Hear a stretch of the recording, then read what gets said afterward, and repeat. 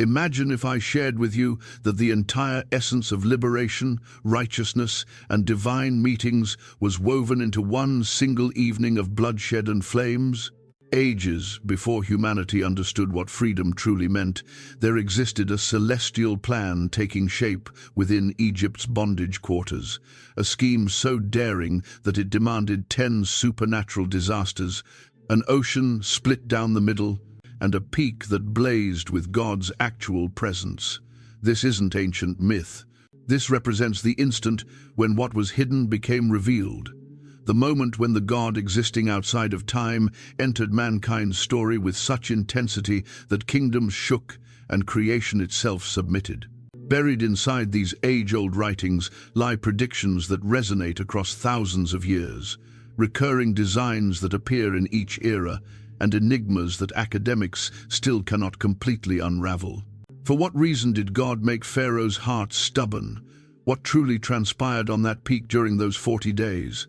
How does one single book hold both the greatest victory achieved without warfare and the most intricate construction blueprints ever delivered by God?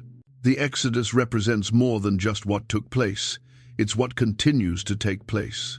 It serves as a blueprint, a glimpse, a reflection of something even more magnificent yet to arrive. Are you prepared to discover the hidden codes, the ancient prophecies, and the mysteries concealed right before your eyes? The sons and daughters of Israel had arrived in Egypt as a clan numbering 70 souls, and something extraordinary occurred across the generations. They increased in number. Chapter 1, verse 7, reveals they became fruitful and multiplied abundantly, grew in great numbers and became incredibly powerful, and the territory was saturated with them. Egypt observed as these offspring of Jacob populated the region of Goshen and expanded beyond its borders. Then a different king ascended to authority in Egypt, and this pharaoh possessed no recollection of Joseph or the era when a Hebrew had rescued Egypt from starvation. Anxiety seized his heart as he gazed upon the Israelites. He assembled his subjects and declared in verse 9, "Look now, the descendants of Israel's children outnumber us and have grown stronger than we are." His worry wasn't merely concerning their population, it involved authority and dominion. What would happen if conflict arrived? What if these Israelites aligned with Egypt's adversaries? Therefore, Pharaoh reached a conclusion that would shape the coming generations. He appointed overseers above the Israelites to oppress them through heavy labor. The Hebrews constructed storage settlements for Pharaoh, Pithom, and Ramses, toiling with clay and bricks, laboring throughout the farmlands. Verse 14 portrays how the Egyptians turned their existence bitter through harsh slavery. Each day brought crushing work, each evening delivered weariness, and no conclusion appeared in sight. But here's what Pharaoh failed to anticipate. Verse 12 documents that the more severely they oppressed them, the more extensively they increased and expanded. The brutality designed to diminish them paradoxically strengthened them. This only amplified Pharaoh's terror. And the Egyptians forced the Israelites into servitude with severity, driving them harder, requiring more, inflicting cruelty without boundaries. Pharaoh's anxiety transformed into something more sinister. He summoned the Hebrew midwives, Shiphrah and Puah, and issued them an instruction that exposed just how frantic he had grown. Chapter 1, verse 16 captures his directive. "When you perform your duties as midwife for the Hebrew mothers and observe them during childbirth, if the baby is male, you must kill him. But if the child is female, she may survive." However, these midwives revered God more deeply than they feared Pharaoh. They permitted the male children to live. When Pharaoh interrogated them, they explained in verse 19 that Hebrew mothers differed from Egyptian mothers. They were vigorous and delivered their babies before the midwives could reach them. God showed favor to these midwives due to their bravery, and the population kept multiplying. Pharaoh's following decree proved even more vicious. He ordered all his subjects in verse 22, "Every male infant who is born you must throw into the river, and every female infant you shall keep alive." The Nile, which had perpetually served as Egypt's fountain of life, was now destined to become a cemetery for Hebrew infants. A man belonging to the household of Levi, married a woman who was a daughter of Levi, and she became pregnant and delivered a son. When she looked at him, she recognized that he was a lovely child. And chapter 2, verse 2 states, "She concealed him for 3 months, but an infant can only remain hidden for a limited time. When she could conceal him no longer, she obtained a basket woven of bulrushes, sealed it watertight using tar and resin, placed the infant inside, and positioned it among the reeds along the riverbank. The infant's sister positioned herself at a distance to observe what might happen to him.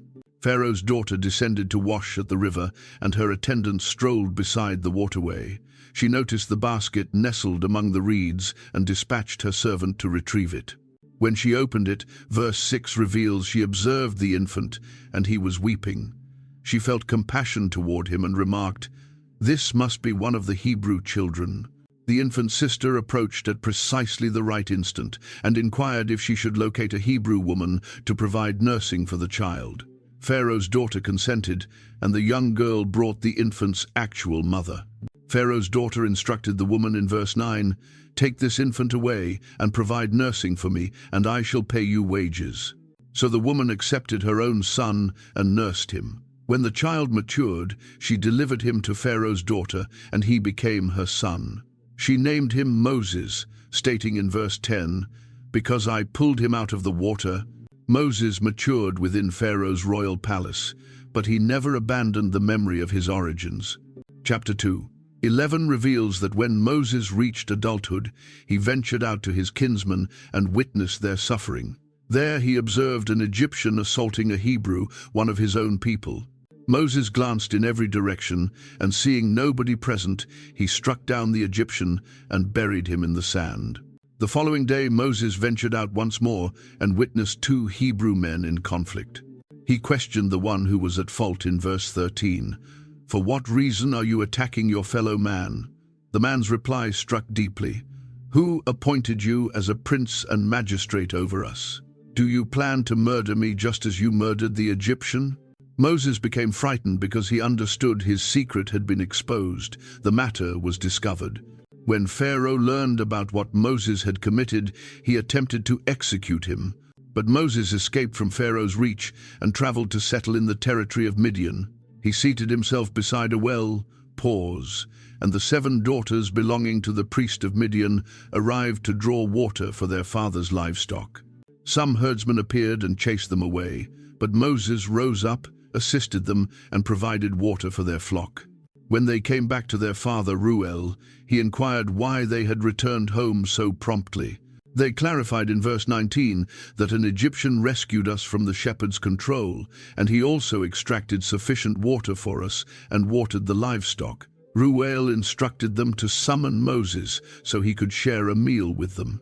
Moses was satisfied to reside with this man, and Reuel presented Moses with his daughter Zipporah in marriage. She delivered a son, and Moses named him Gershom, declaring in verse 22, "I have existed as a foreigner in an unfamiliar territory." Time elapsed, extended years within the wilderness caring for sheep. Back in Egypt, the monarch perished, but circumstances remained unchanged for the Israelites. Verse 23 states, "They groaned due to the slavery, and they cried out. Their cry ascended to God on account of the bondage. God heard their lamenting." And verse 24 documents that God recalled his covenant with Abraham, with Isaac, and with Jacob. God gazed upon the children of Israel, and God took notice of them. Moses was caring for the flock belonging to his father-in-law, Jethro, the priest of Midian. He guided the flock to the remote part of the desert and arrived at Horeb, the mountain of God, there. Chapter 3 verse 2 reveals, "The messenger of the Lord manifested to him in a blazing fire, emerging from within a bush. Moses gazed, and the bush was burning with flames, but the bush wasn't being destroyed. Moses said in verse 3, "I will step closer and examine this remarkable sight, why the bush refuses to burn away." When the Lord observed that Moses turned to investigate, God addressed him from within the bush and spoke, "Moses, Moses." Moses responded, "Here I stand." God instructed him in verse 5, "Do not approach closer to this location." Remove your sandals from your feet, for the ground where you stand is sacred ground. Then God declared, I am the God of your father, the God of Abraham, the God of Isaac, and the God of Jacob. Moses concealed his face because he was terrified to gaze at God. The Lord proclaimed, I have certainly witnessed the suffering of my people who are in Egypt, and have listened to their outcry on account of their oppressors, for I understand their pain.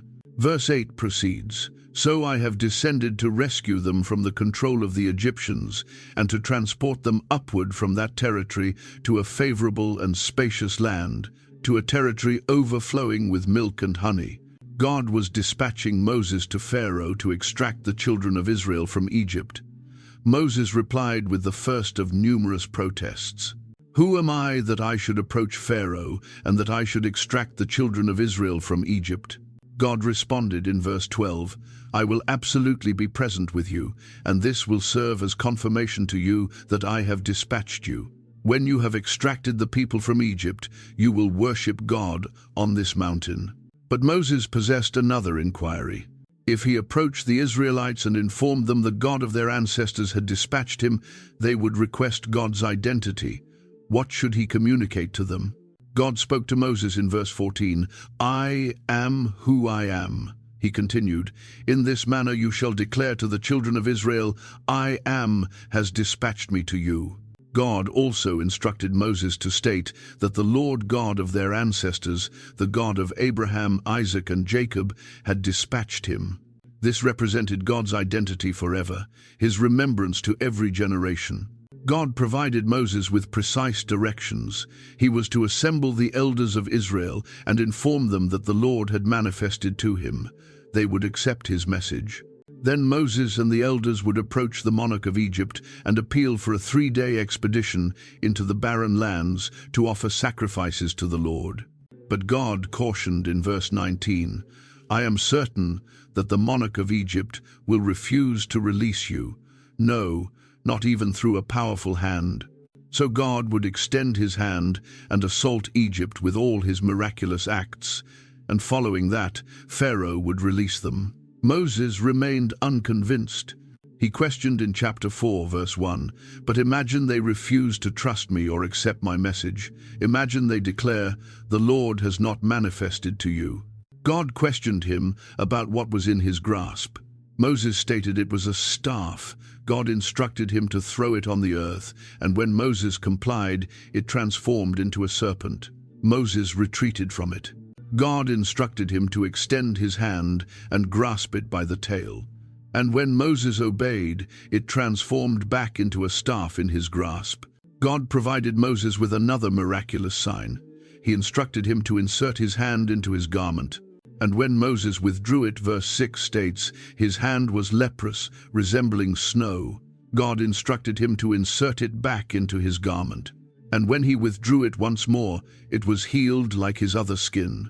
If they rejected the first sign, they would accept the second. And if they rejected both signs, Moses was to extract water from the river and dispense it on arid ground, and it would transform into blood. Moses attempted one final protest. O my Lord, I lack eloquence. Neither previously nor since you have communicated to your servant, but I am sluggish of speech and sluggish of tongue. God's reply in verse 11 was straightforward. Who has fashioned man's mouth? Or who creates the mute, the deaf, the seeing, or the blind?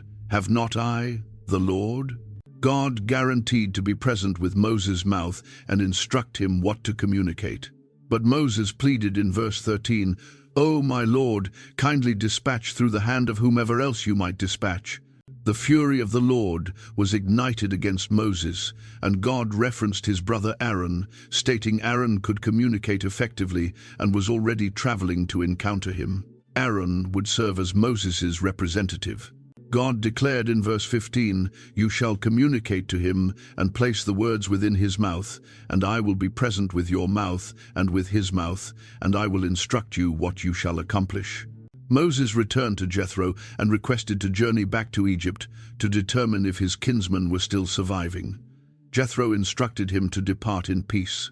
The Lord informed Moses that all the individuals who pursued his life had perished. So Moses accepted his wife and sons, positioned them on a donkey, and journeyed back to Egypt with the staff of God in his grasp. Moses and Aaron assembled all the elders of Israel. Aaron communicated all the messages the Lord had conveyed to Moses and performed the signs before the people. Chapter 4, verse 31. Documents that the people trusted, and when they learned that the Lord had visited the children of Israel and that he had witnessed their suffering, then they lowered their heads and worshipped.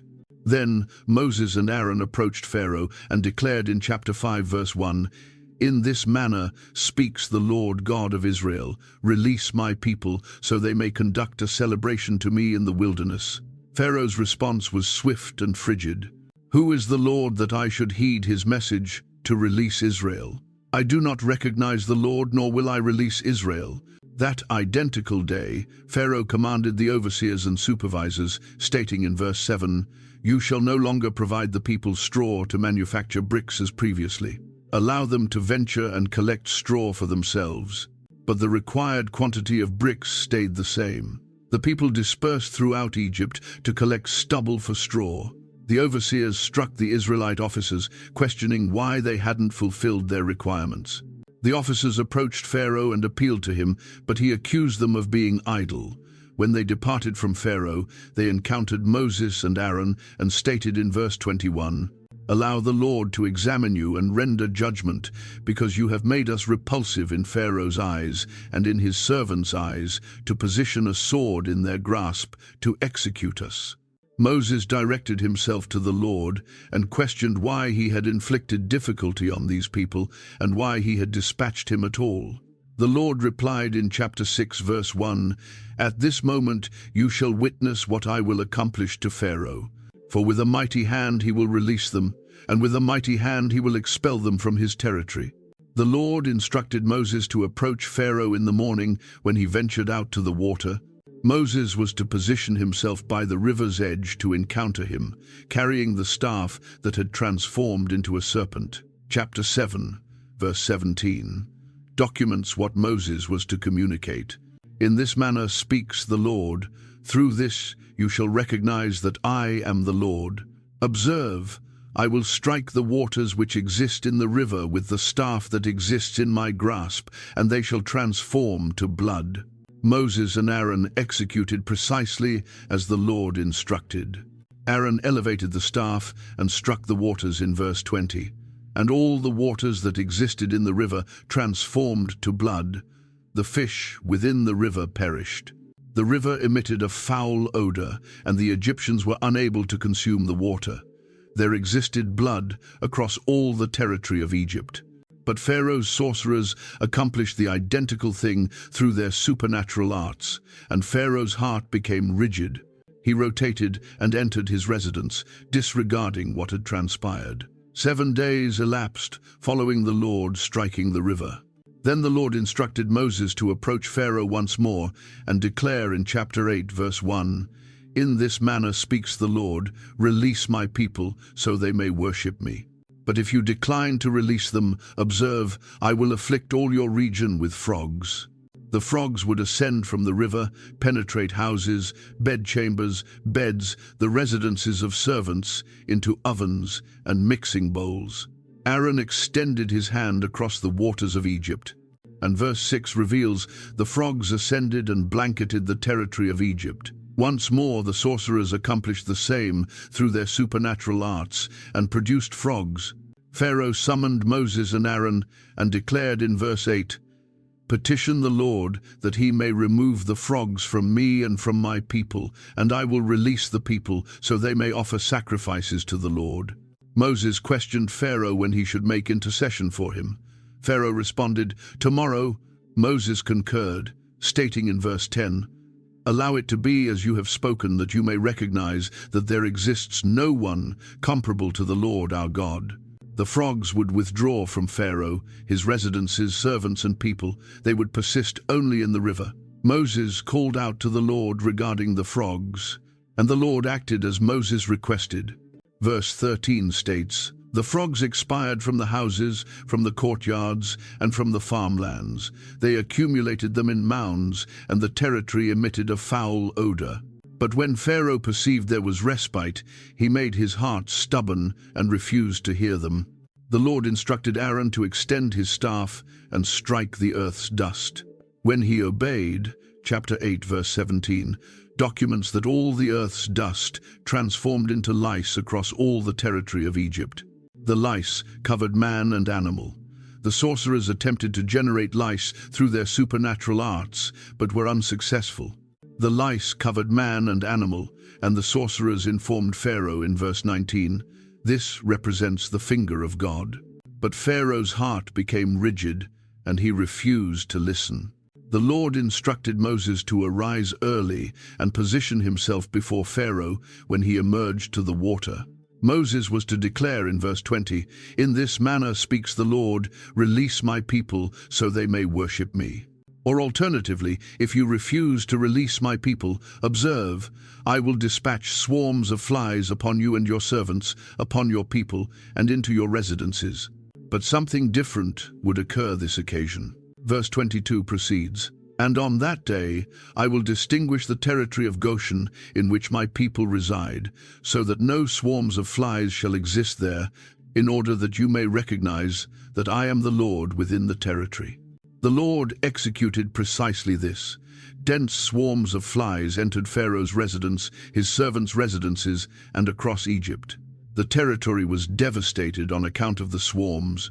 Pharaoh summoned Moses and Aaron and instructed them in verse 25, "Depart, offer sacrifices to your God within the territory." But Moses stated that wouldn't function. Their sacrifices would constitute an abomination to the Egyptians, and they would be pelted with stones. They required a 3-day expedition into the wilderness. Pharaoh concurred, but instructed them not to venture excessively distant and requested them to make intercession for him. Moses stated he would petition, but cautioned Pharaoh in verse 29 not to act deceitfully any longer in refusing to release the people to offer sacrifices to the Lord.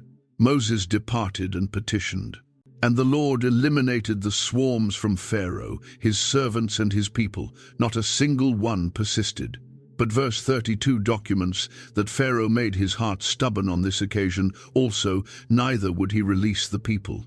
The Lord instructed Moses to approach Pharaoh and inform him in chapter 9, verse 3, "Observe, the hand of the Lord will afflict your livestock in the farmland, the horses, the donkeys, the camels, the oxen, and the sheep." Pause. A tremendously severe pestilence. Once more, the Lord would establish a distinction between Israel's livestock and Egypt's livestock. Nothing would perish that belonged to Israel. The Lord established a time, declaring, "Tomorrow this event would transpire." The following day the Lord accomplished this event.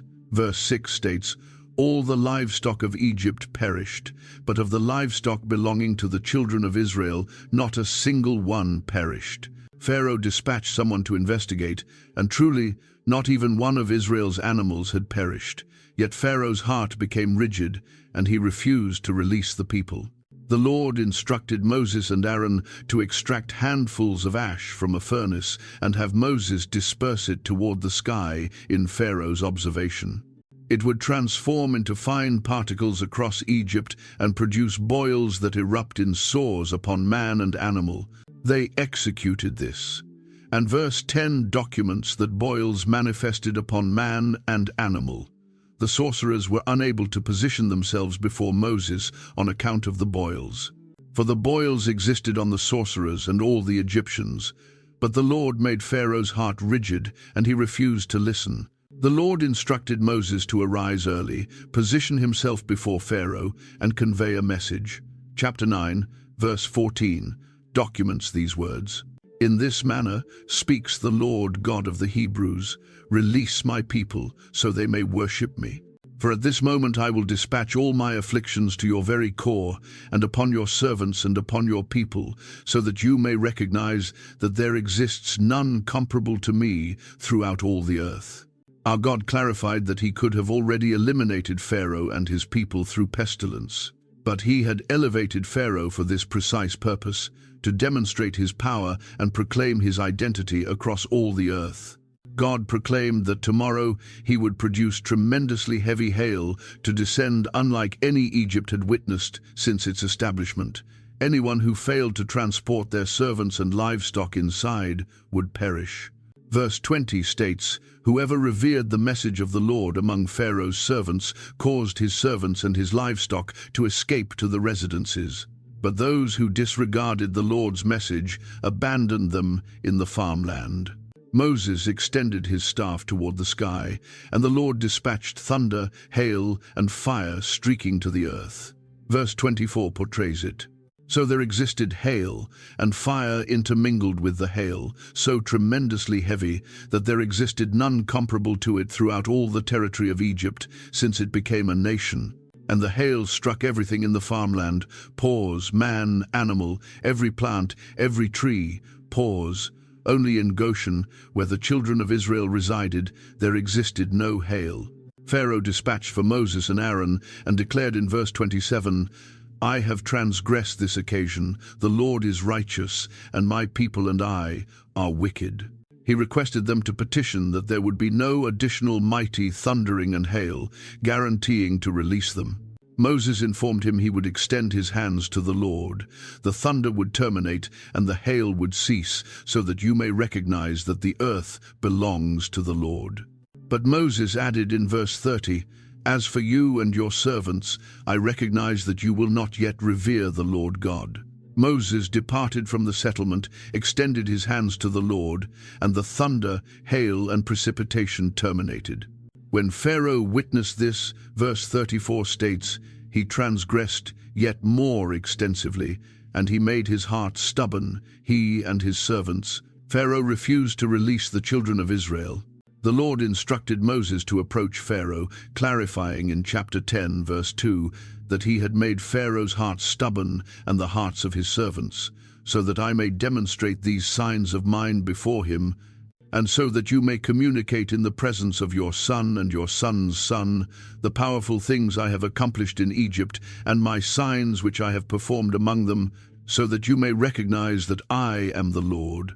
Moses and Aaron informed Pharaoh that the Lord God of the Hebrews inquired how long he would decline to humble himself. If he declined to release the people, tomorrow God would produce locusts.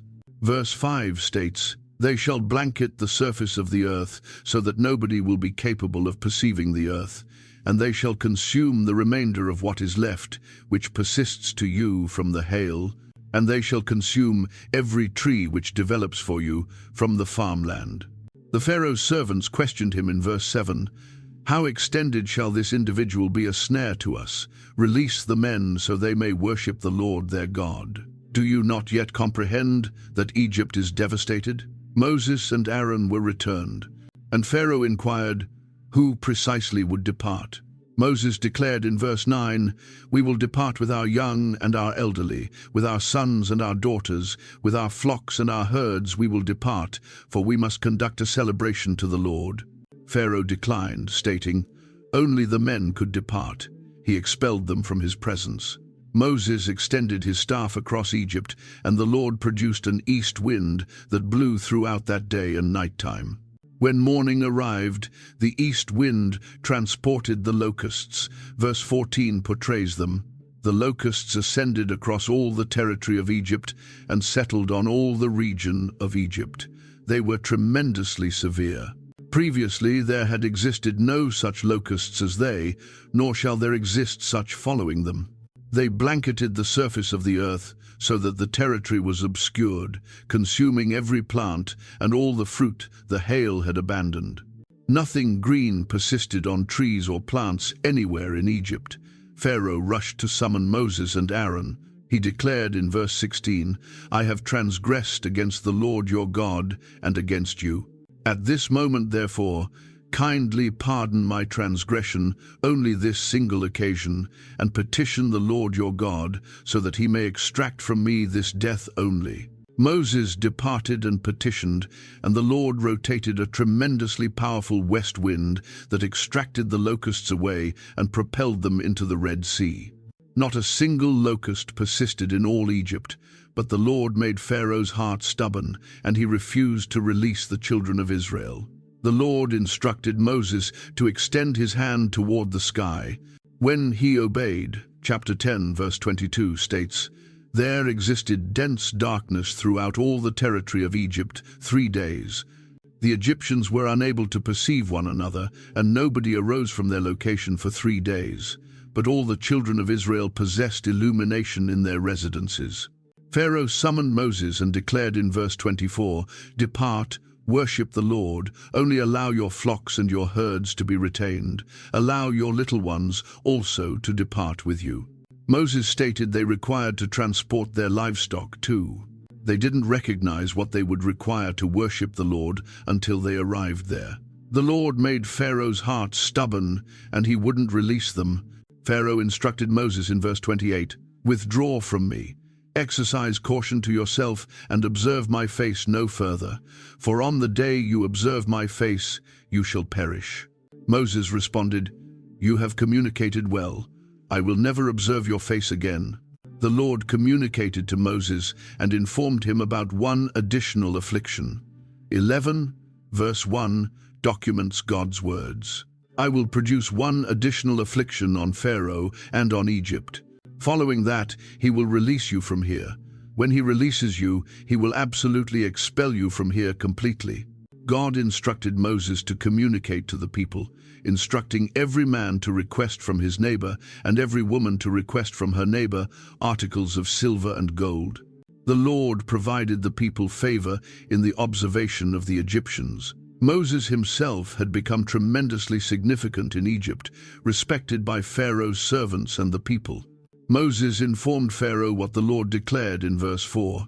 "Approximately midnight, I will venture out into the center of Egypt, and all the firstborn throughout the territory of Egypt shall perish.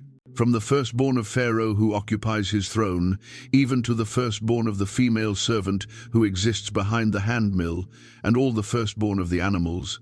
There would exist a tremendous outcry across Egypt, unlike anything that had existed or would ever exist again. But against the children of Israel, not even a dog would move its tongue against man or animal, so that everyone would recognize the Lord established a distinction between Egypt and Israel. Moses informed Pharaoh that all his servants would lower themselves to him and plead with him to depart. Then Moses departed from Pharaoh in tremendous fury. The Lord provided Moses and Aaron specific directions in chapter 12. This month would constitute the commencement of months for them, the first month of their year. On the 10th day of the month, every man was to accept a lamb for his household. If the household was excessively small for a lamb, they should share with their nearest neighbor. The lamb had to be without imperfection, a male of the first year, and they could extract it from the sheep or goats. They were to preserve it until the 14th day of the month. Then verse 6 states, "The entire assembly of the congregation of Israel shall execute it at twilight." Then they were to extract some of the blood and position it on the 2 doorposts and on the lintel of the residences where they consumed it. That night they would consume the meat roasted in fire with unleavened bread and bitter herbs. They weren't to consume it uncooked or boiled, but roasted, its head with its legs and internal organs. Nothing was to persist until morning. Anything remaining had to be incinerated with fire. Verse 11 portrays how they were to consume it, with a belt on your waist, your sandals on your feet, and your staff in your grasp. So you shall consume it in urgency. It represents the Lord's Passover. God clarified what would transpire that night. "For I will traverse the territory of Egypt on that night, and will strike all the firstborn throughout the territory of Egypt, both man and animal." Pause. "And against all the deities of Egypt I will execute judgment. I am the Lord." The blood would serve as a sign on the residences where they were. When God observed the blood, he would pass over them, and the affliction wouldn't devastate them when he struck Egypt. This day would constitute a memorial, a celebration to the Lord across their generations. They would preserve it as an everlasting ordinance. For 7 days they would consume unleavened bread. On the first day they would eliminate leaven from their residences. Whoever consumed leavened bread from the first day until the seventh would be severed from Israel. Verse 16 specifies that on the first day there would exist a sacred assembly, and on the seventh day another sacred assembly. No labor could be accomplished on those days except preparing sustenance. Moses summoned all the elders of Israel and instructed them to select lambs for their families and execute the Passover lamb. They were to extract a bunch of hyssop, immerse it in the blood in the container, and strike the lintel and the 2 doorposts with the blood. None of them were to venture out of the entrance of their residence until morning. Verse 23 clarifies why. For the Lord will traverse to strike the Egyptians, and when he observes the blood on the lintel and on the 2 doorposts, the Lord will pass over the entrance and not permit the destroyer to enter your residences to strike you. The people lowered their heads and worshipped. The children of Israel departed and executed precisely as the Lord had instructed Moses and Aaron. At midnight, the Lord struck all the firstborn in Egypt, from the firstborn of Pharaoh, who occupied his throne, to the firstborn of the captive in the prison, and all the firstborn of livestock. Pharaoh arose in the night, he and all his servants and all the Egyptians. Verse 30 states, there existed a tremendous outcry in Egypt, for there existed not a residence where there existed not one deceased. Pharaoh summoned Moses and Aaron during night and declared in verse 31, Arise, venture out from among my people, both you and the children of Israel, and depart worship the Lord as you have declared. Also extract your flocks and your herds as you have declared, and be departed, and pronounce blessing upon me also. The Egyptians pressed the people to accelerate and depart the territory. They declared in verse 33, We shall all be deceased. The people extracted their dough before it was leavened, having their mixing bowls secured in their garments on their shoulders. The children of Israel, accomplished as Moses instructed them, they requested from the Egyptians articles of silver, gold, and garments. The Lord had provided the people favor with the Egyptians, so they granted what they requested. Verse 36 states, In this manner they plundered the Egyptians. The children of Israel journeyed from Ramesses to Succoth, approximately 600,000 men on foot. Besides children, a mixed multitude also ascended with them, along with flocks and herds, paws, a tremendous quantity of livestock. They baked unleavened cakes from the dough they transported from Egypt. For it wasn't leavened because they were expelled from Egypt and were unable to wait, nor had they prepared provisions for themselves. Chapter 12, verse 40, reveals that the sojourn of the children of Israel who resided in Egypt was 430 years.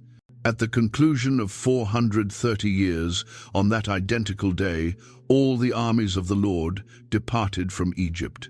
It was a night to be greatly observed to the Lord for transporting them from Egypt.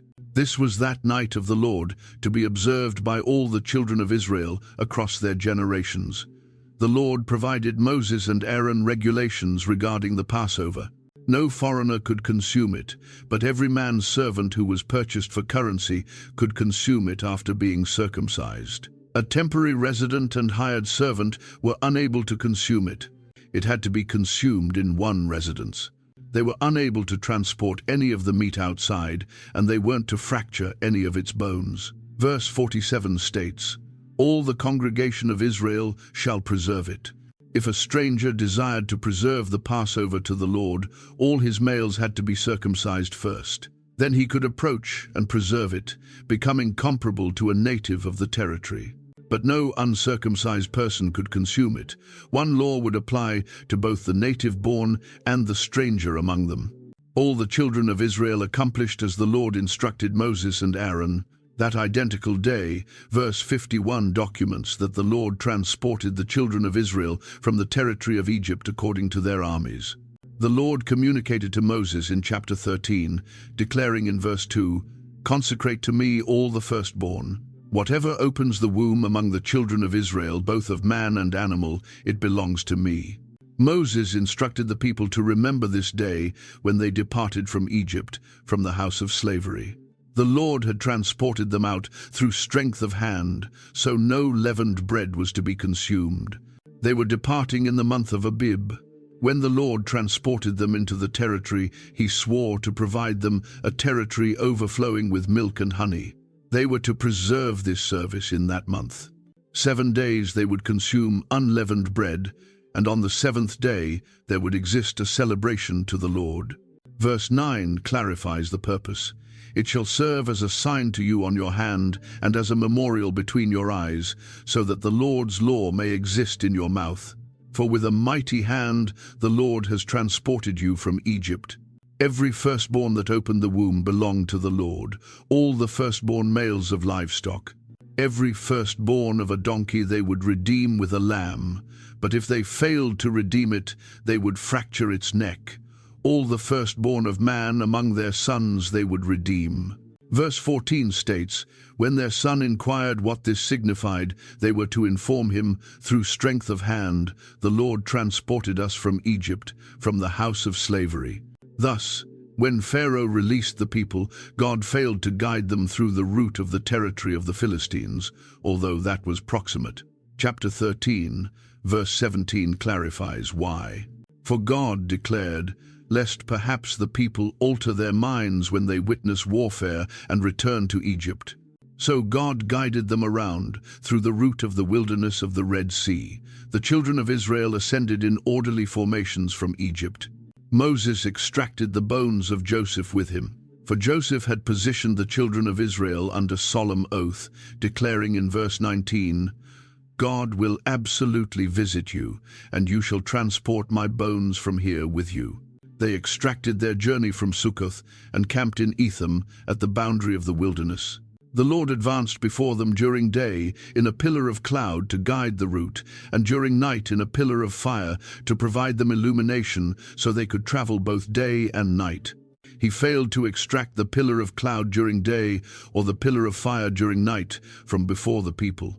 The Lord instructed Moses in chapter 14, verse 2, to communicate to the children of Israel that they rotate and camp before Pi-hahiroth, between Migdol and the sea opposite Baal-zephon. You shall camp before it by the sea.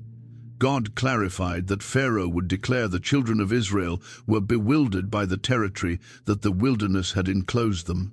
God would make Pharaoh's heart stubborn, so he would pursue them, and God would gain honor over Pharaoh and all his army, so that the Egyptians may recognize that I am the Lord. The people accomplished as they were instructed.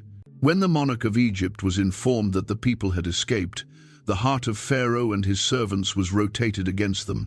They declared in verse 5, For what reason have we accomplished this, that we have released Israel from serving us? Pharaoh prepared his chariot and extracted his people with him.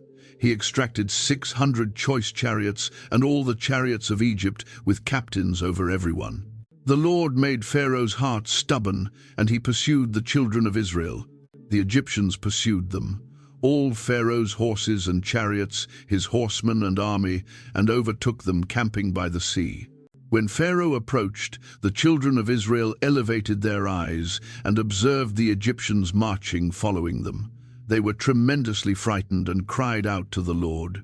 They declared to Moses in verse 11, Because there existed no graves in Egypt, have you extracted us away to perish in the wilderness? For what reason have you so dealt with us to transport us upward from Egypt? They informed him they had declared in Egypt to abandon them alone to serve the Egyptians, for it would have been superior to serve Egypt than perish in the wilderness. Moses responded to the people in verse 13, Do not be frightened. Remain still and witness the salvation of the Lord, which he will accomplish for you today. For the Egyptians whom you witness today, you shall witness again no more forever. The Lord will fight for you, and you shall maintain your peace. The Lord declared to Moses, For what reason do you cry to me? Instruct the children of Israel to advance forward. Moses was to elevate his staff, extend his hand across the sea, and divide it. Pause. The children of Israel would advance on arid ground through the center of the sea. God declared in verse 17, And I truly will make the hearts of the Egyptians stubborn, and they shall pursue them. So I will gain honor over Pharaoh and over all his army, his chariots and his horsemen. The messenger of God, who advanced before the camp of Israel, relocated and advanced behind them. The pillar of cloud advanced from before them and positioned behind them. Chapter 14, verse 20 states, "It arrived between the camp of the Egyptians and the camp of Israel. In this manner, it constituted a cloud and darkness to the one, and it provided illumination during night to the other, so that the one failed to approach the other all that night." Moses extended his hand across the sea, and the Lord produced the sea to retreat through a mighty east wind all that night. He transformed the sea into arid territory, and the waters were divided. Verse 22 documents what transpired. "So the children of Israel advanced into the center of the sea on the arid ground, and the waters constituted a wall to them, on their right hand and on their left. The Egyptians pursued and advanced, following them into the center of the sea. All Pharaoh's horses, his chariots, and his horsemen. In the morning observation, the Lord gazed down upon the army of the Egyptians through the pillar of fire and cloud, and he troubled the Egyptian army. He extracted their chariot wheels, so they propelled them with difficulty. The Egyptians declared in verse 25, 'Allow us to escape from the surface of Israel, for the Lord fights for them against the Egyptians.' The Lord instructed Moses to extend his hand across the sea, so the waters would return upon the Egyptians, their chariots and horsemen. Moses extended his hand across the sea, and when the morning manifested, the sea returned to its complete depth, while the Egyptians were escaping into it." Verse 27 states, "The Lord overthrew the Egyptians in the center of the sea. The waters returned and blanketed the chariots, the horsemen, and all the army of Pharaoh that entered into the sea following them. Not even one of them persisted. But the children of Israel had traversed on arid territory in the center of the sea, and the waters constituted a wall to them on their right hand and on their left. The Lord rescued Israel that day from the control of the Egyptians. Israel observed the Egyptians deceased on the seashore." Verse 31 documents the impact. "In this manner, Israel witnessed the tremendous work which the Lord had accomplished in Egypt. So the people revered the Lord and trusted the Lord and his servant Moses. Moses and the children of Israel performed a song to the Lord in chapter 15. They performed, 'I will perform to the Lord, for he has triumphed gloriously. The horse and its rider he has propelled into the sea.' They proclaimed that the Lord constituted their strength and song, and he had become their salvation. He constituted their God, and they would praise him, their father's God, and they would exalt him." Verse 3 states, "The Lord is a man of warfare. The Lord is his identity." The song proceeded portraying how Pharaoh's chariots and army were propelled into the sea, how his selected captains drowned in the Red Sea. The depths blanketed them. They descended to the bottom, comparable to a stone. Verse 6 proclaims, "Your right hand, O Lord, has become glorious in power. Your right hand, O Lord, has demolished the adversary in fragments." Thus, the song communicated of how God's magnificence overthrew those who ascended against him, how he dispatched forth his fury and consumed them, comparable to stubble. They performed about the blast of God's nostrils that accumulated the waters, how the floods positioned upright, comparable to a heap, and the depths congealed in the core of the sea.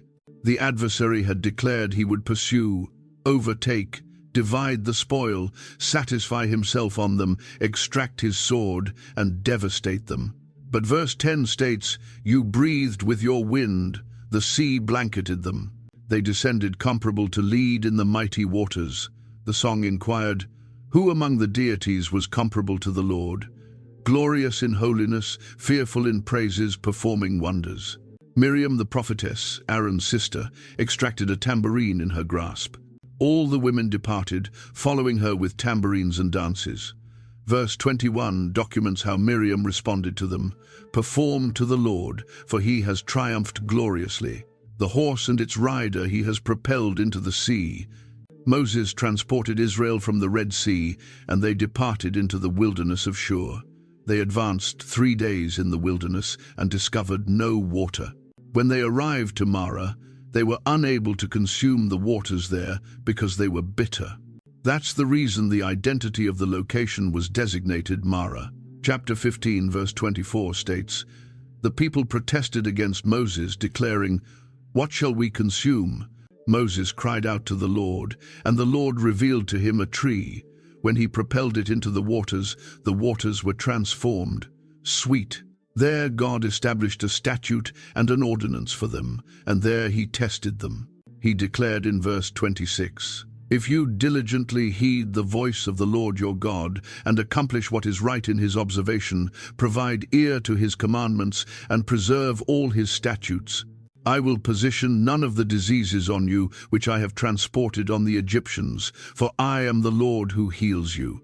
They arrived to Elim, where there existed 12 wells of water and 70 palm trees. They camped there by the waters. They journeyed from Elim, and the entire congregation arrived to the wilderness of Sin, which exists between Elim and Sinai, on the 15th day of the 2nd month following departing from Egypt. Chapter 16, verse 2 documents that the entire congregation of the children of Israel protested against Moses and Aaron in the wilderness.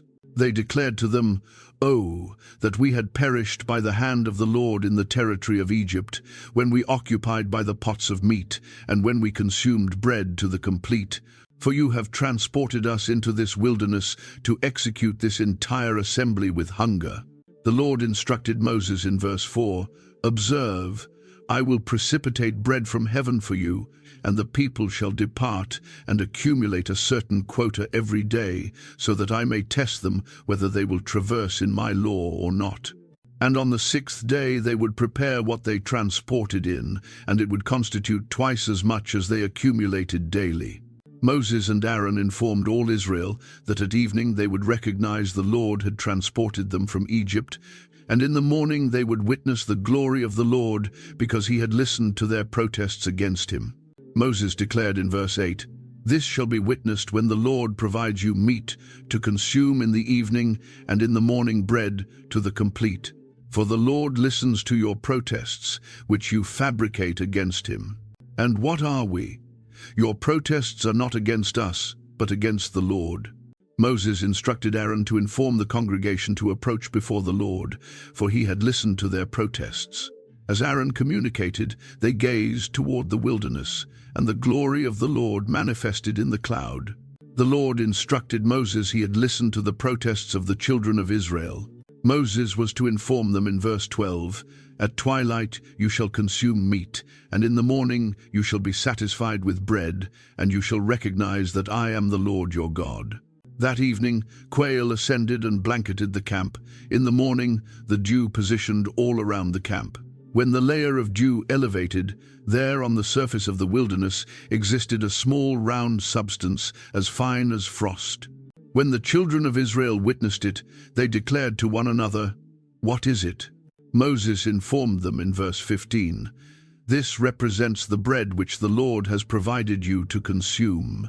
The Lord instructed that every man should accumulate according to each one's need, one for each person, according to the number of persons in their tent. The children of Israel accomplished so. Some accumulated more, some less.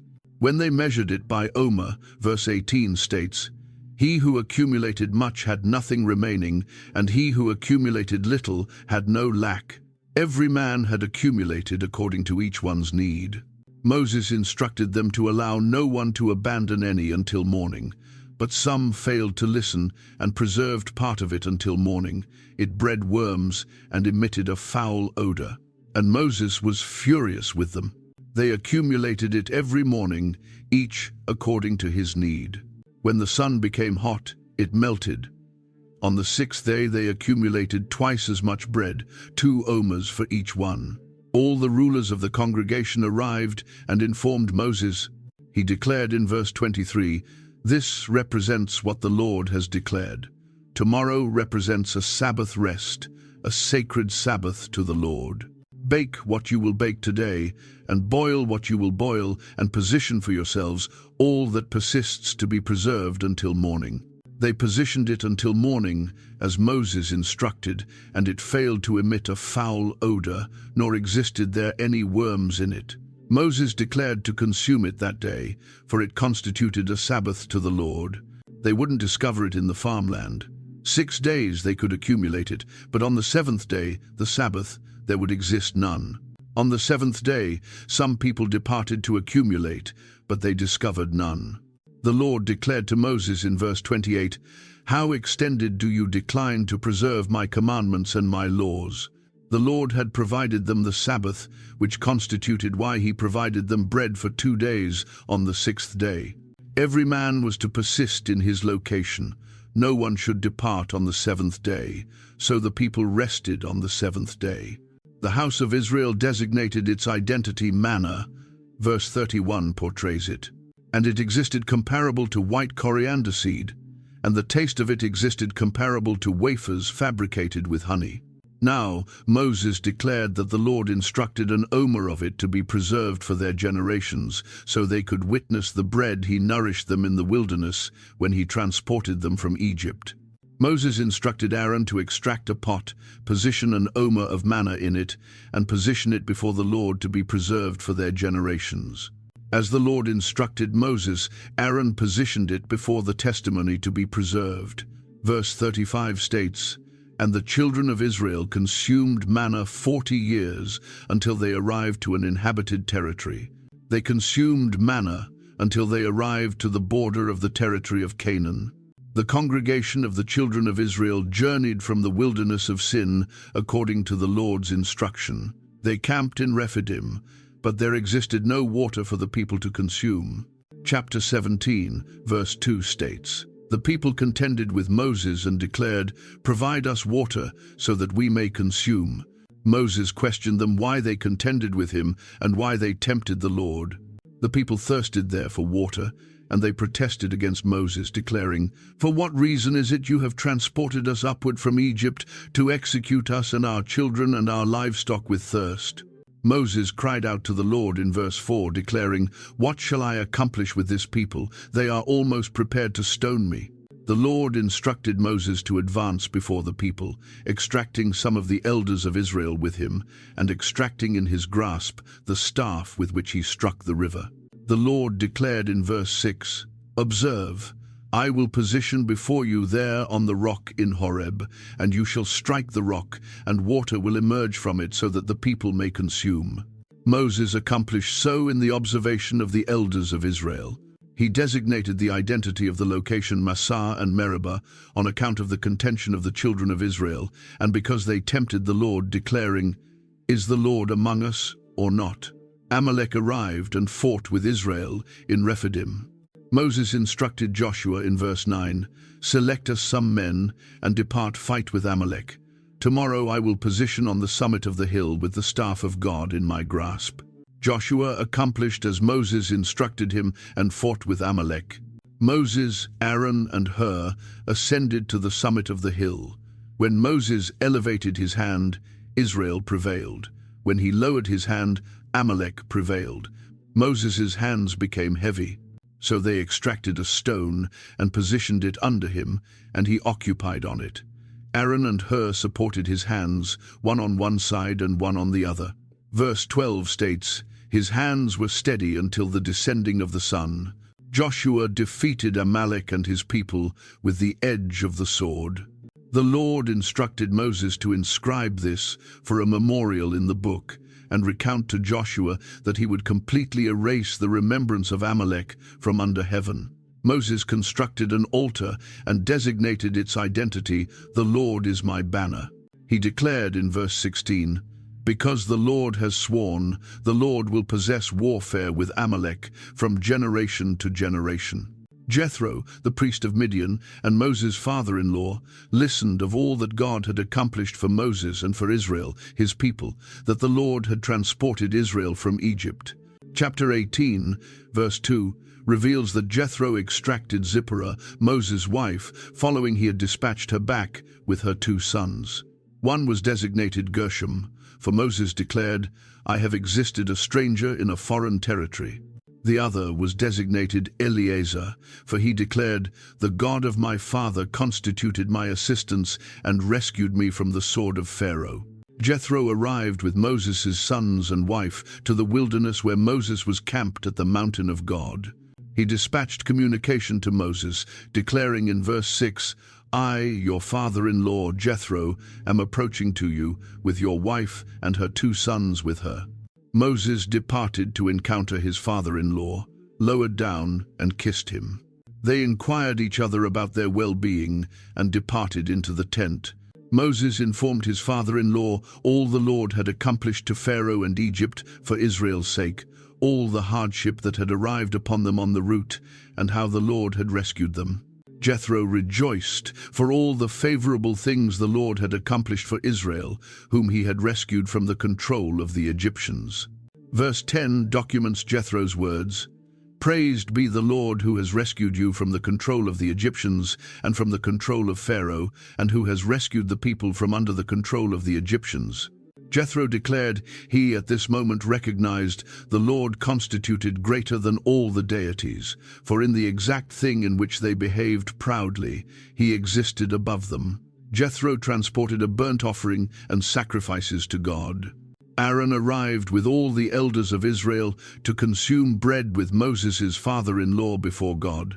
The following day, Moses occupied to judge the people, and the people positioned before Moses from morning until evening. When Jethro witnessed all that Moses accomplished for the people, he inquired in verse 14, "What represents this thing that you are accomplishing for the people? For what reason do you alone occupy, and all the people positioned before you from morning until evening?" Moses responded that the people arrived to him to inquire of God. When they possessed a difficulty, they arrived to him, and he judged between one and another, and communicated the statutes of God and his laws. Jethro declared in verse 17, "The thing that you accomplish is not favorable. Both you and these people who exist with you will absolutely exhaust yourselves, for this thing is excessively much for you. You are not capable of performing it by yourself."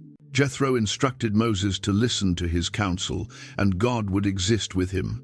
Moses should represent the people before God and transport the difficulties to God.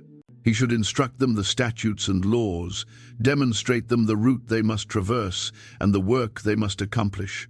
But Moses should also select from all the people capable men who revered God, men of truth, hating covetousness. He should appoint them to constitute rulers of thousands, rulers of hundreds, rulers of 50s, and rulers of 10s. Verse 22 clarifies the system, "and allow them to judge the people at all occasions. Then it will be that every tremendous matter they shall transport to you, but every small matter they themselves shall judge. So it will be easier for you, for they will bear the burden with you."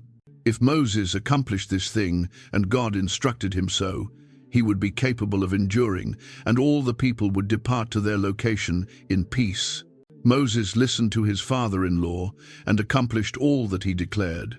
Moses selected capable men from all Israel and fabricated them heads over the people, rulers of thousands, rulers of hundreds, rulers of 50s, and rulers of 10s.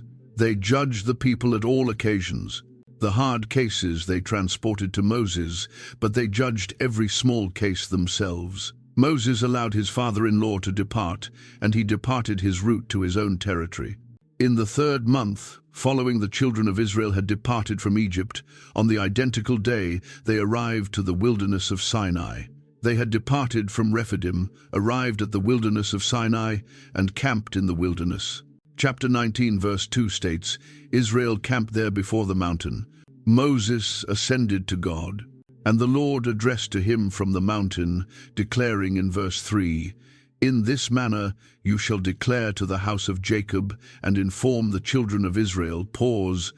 "You have witnessed what I accomplished to the Egyptians, and how I bore you on eagle's wings and transported you to myself.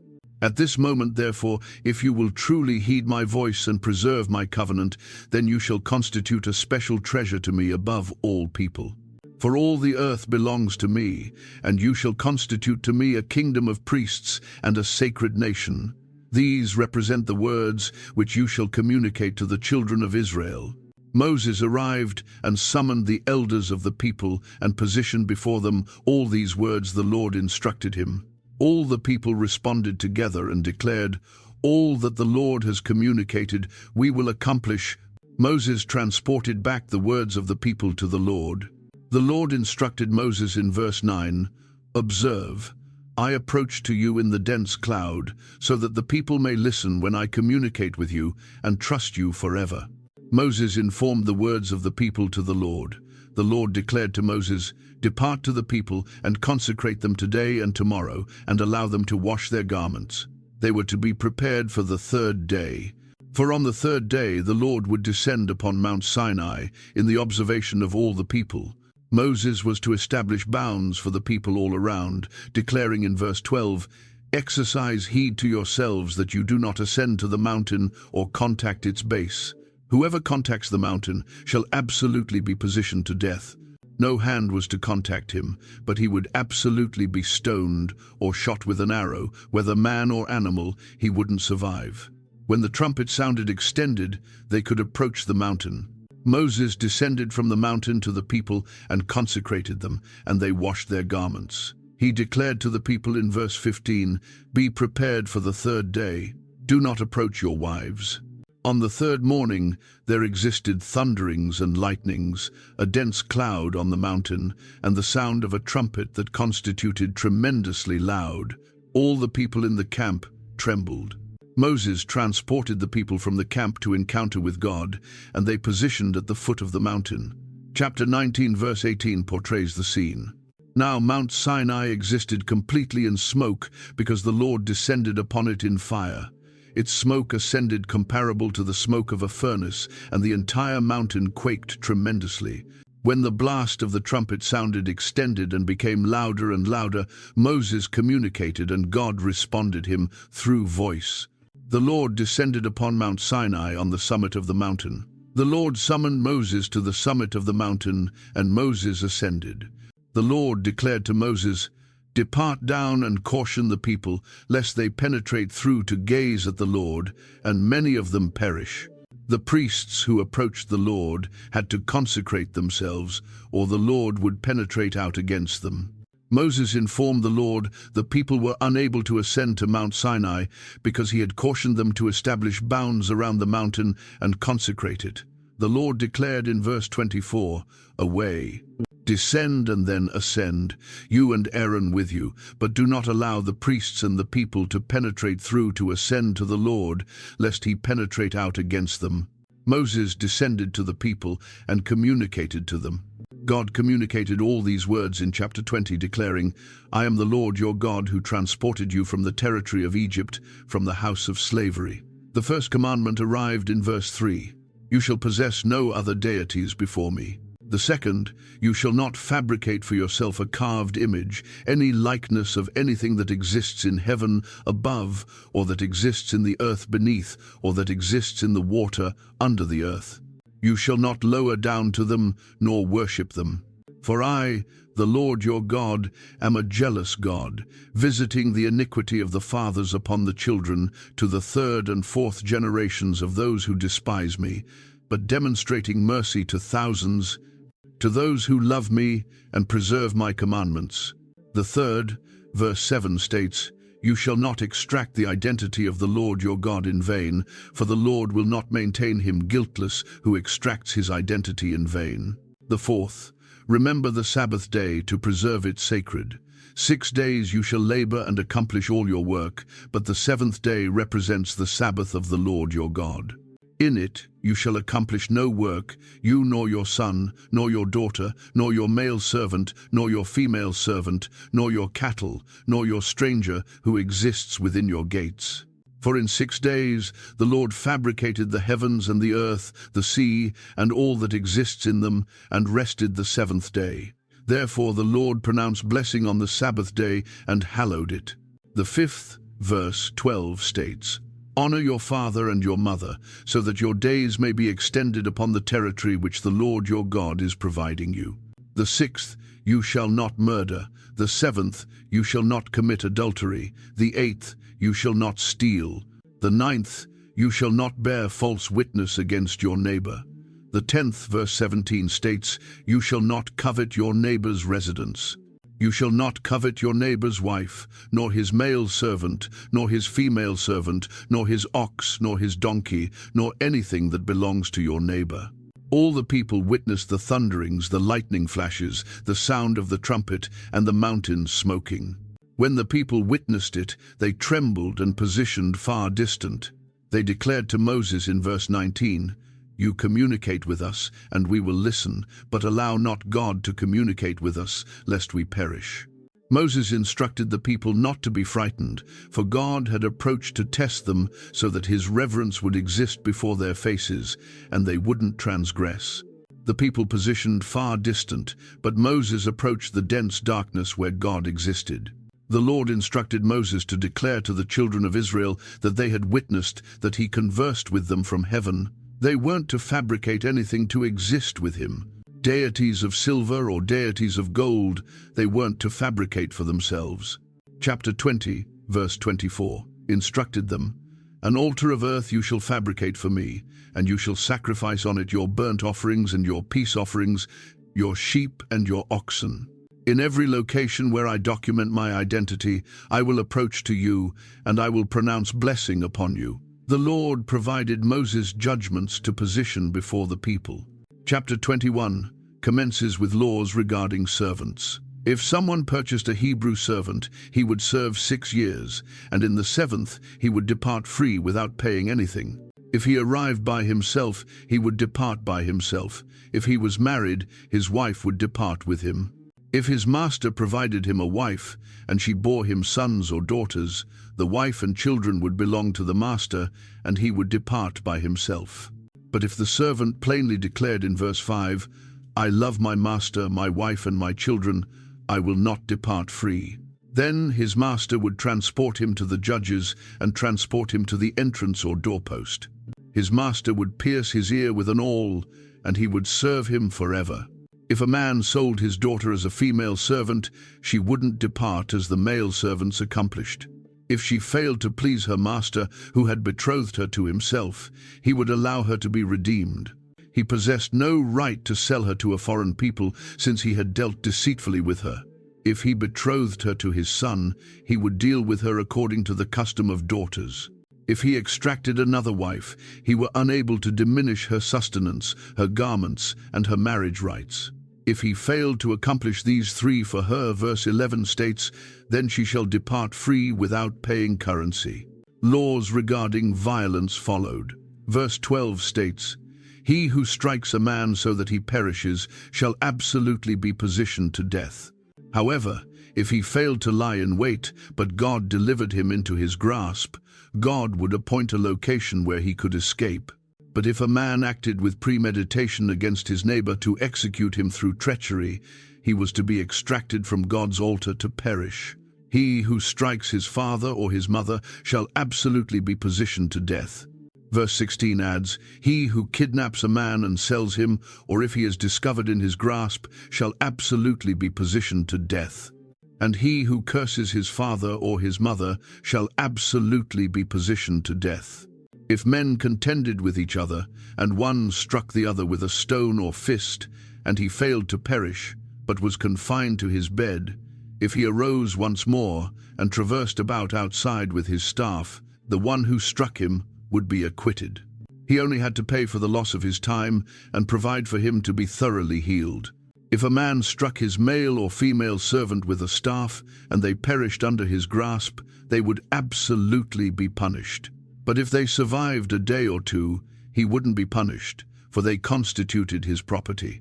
If men fought and hurt a woman with child, so she delivered prematurely, yet no harm followed, he would absolutely be punished as the woman's husband imposed on him, and he would pay as the judges determined. But if any harm followed, verse 23 states, "Then you shall provide life for life, eye for eye, tooth for tooth, hand for hand, foot for foot, burn for burn, wound for wound, stripe for stripe." Laws proceeded regarding injuries to servants, ox goring incidents, theft, property damage, and care of borrowed items. Chapter 22 addressed social justice. "You shall not afflict any widow or fatherless child." If they were afflicted in any manner, and they cried at all to God, he would absolutely listen to their outcry.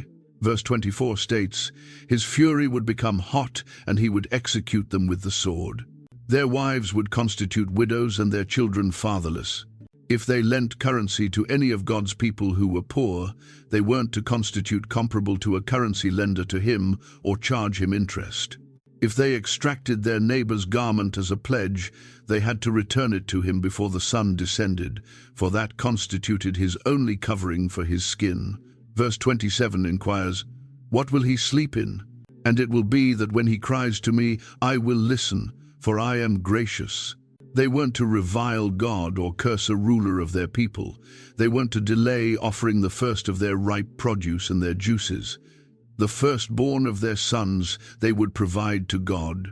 They would accomplish likewise with their oxen and sheep. It would exist with its mother 7 days, and on the 8th day they would provide it to God. Additional laws followed in chapter 23. They weren't to circulate a false report or position their hand with the wicked to constitute an unrighteous witness. They weren't to pursue a crowd to accomplish evil or testify in a dispute to rotate aside following many to pervert justice. They weren't to demonstrate partiality to a poor man in his dispute. If they encountered their adversary's ox or donkey advancing astray, verse 4 states, "You shall absolutely transport it back to him once more." If they witnessed the donkey of one who despised them positioned under its burden, they weren't to abandon it. They had to assist him with it. They weren't to pervert the judgment of their poor in his dispute.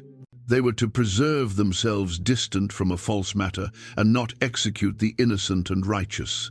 For God wouldn't justify the wicked. They weren't to extract a bribe. For verse 8 states, "A bribe blinds the discerning and perverts the words of the righteous."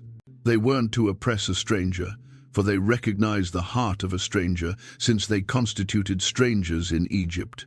6 years they would plant their territory and accumulate its produce, but the 7th year they would allow it to rest and remain fallow, so that the poor of their people might consume.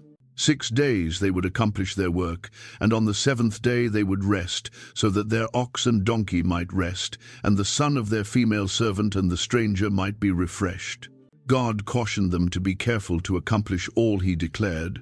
Verse 13 specifies, "And fabricate no mention of the identity of other deities, nor allow it to be listened from your mouth." 3 occasions a year they would preserve a celebration to God. Pause.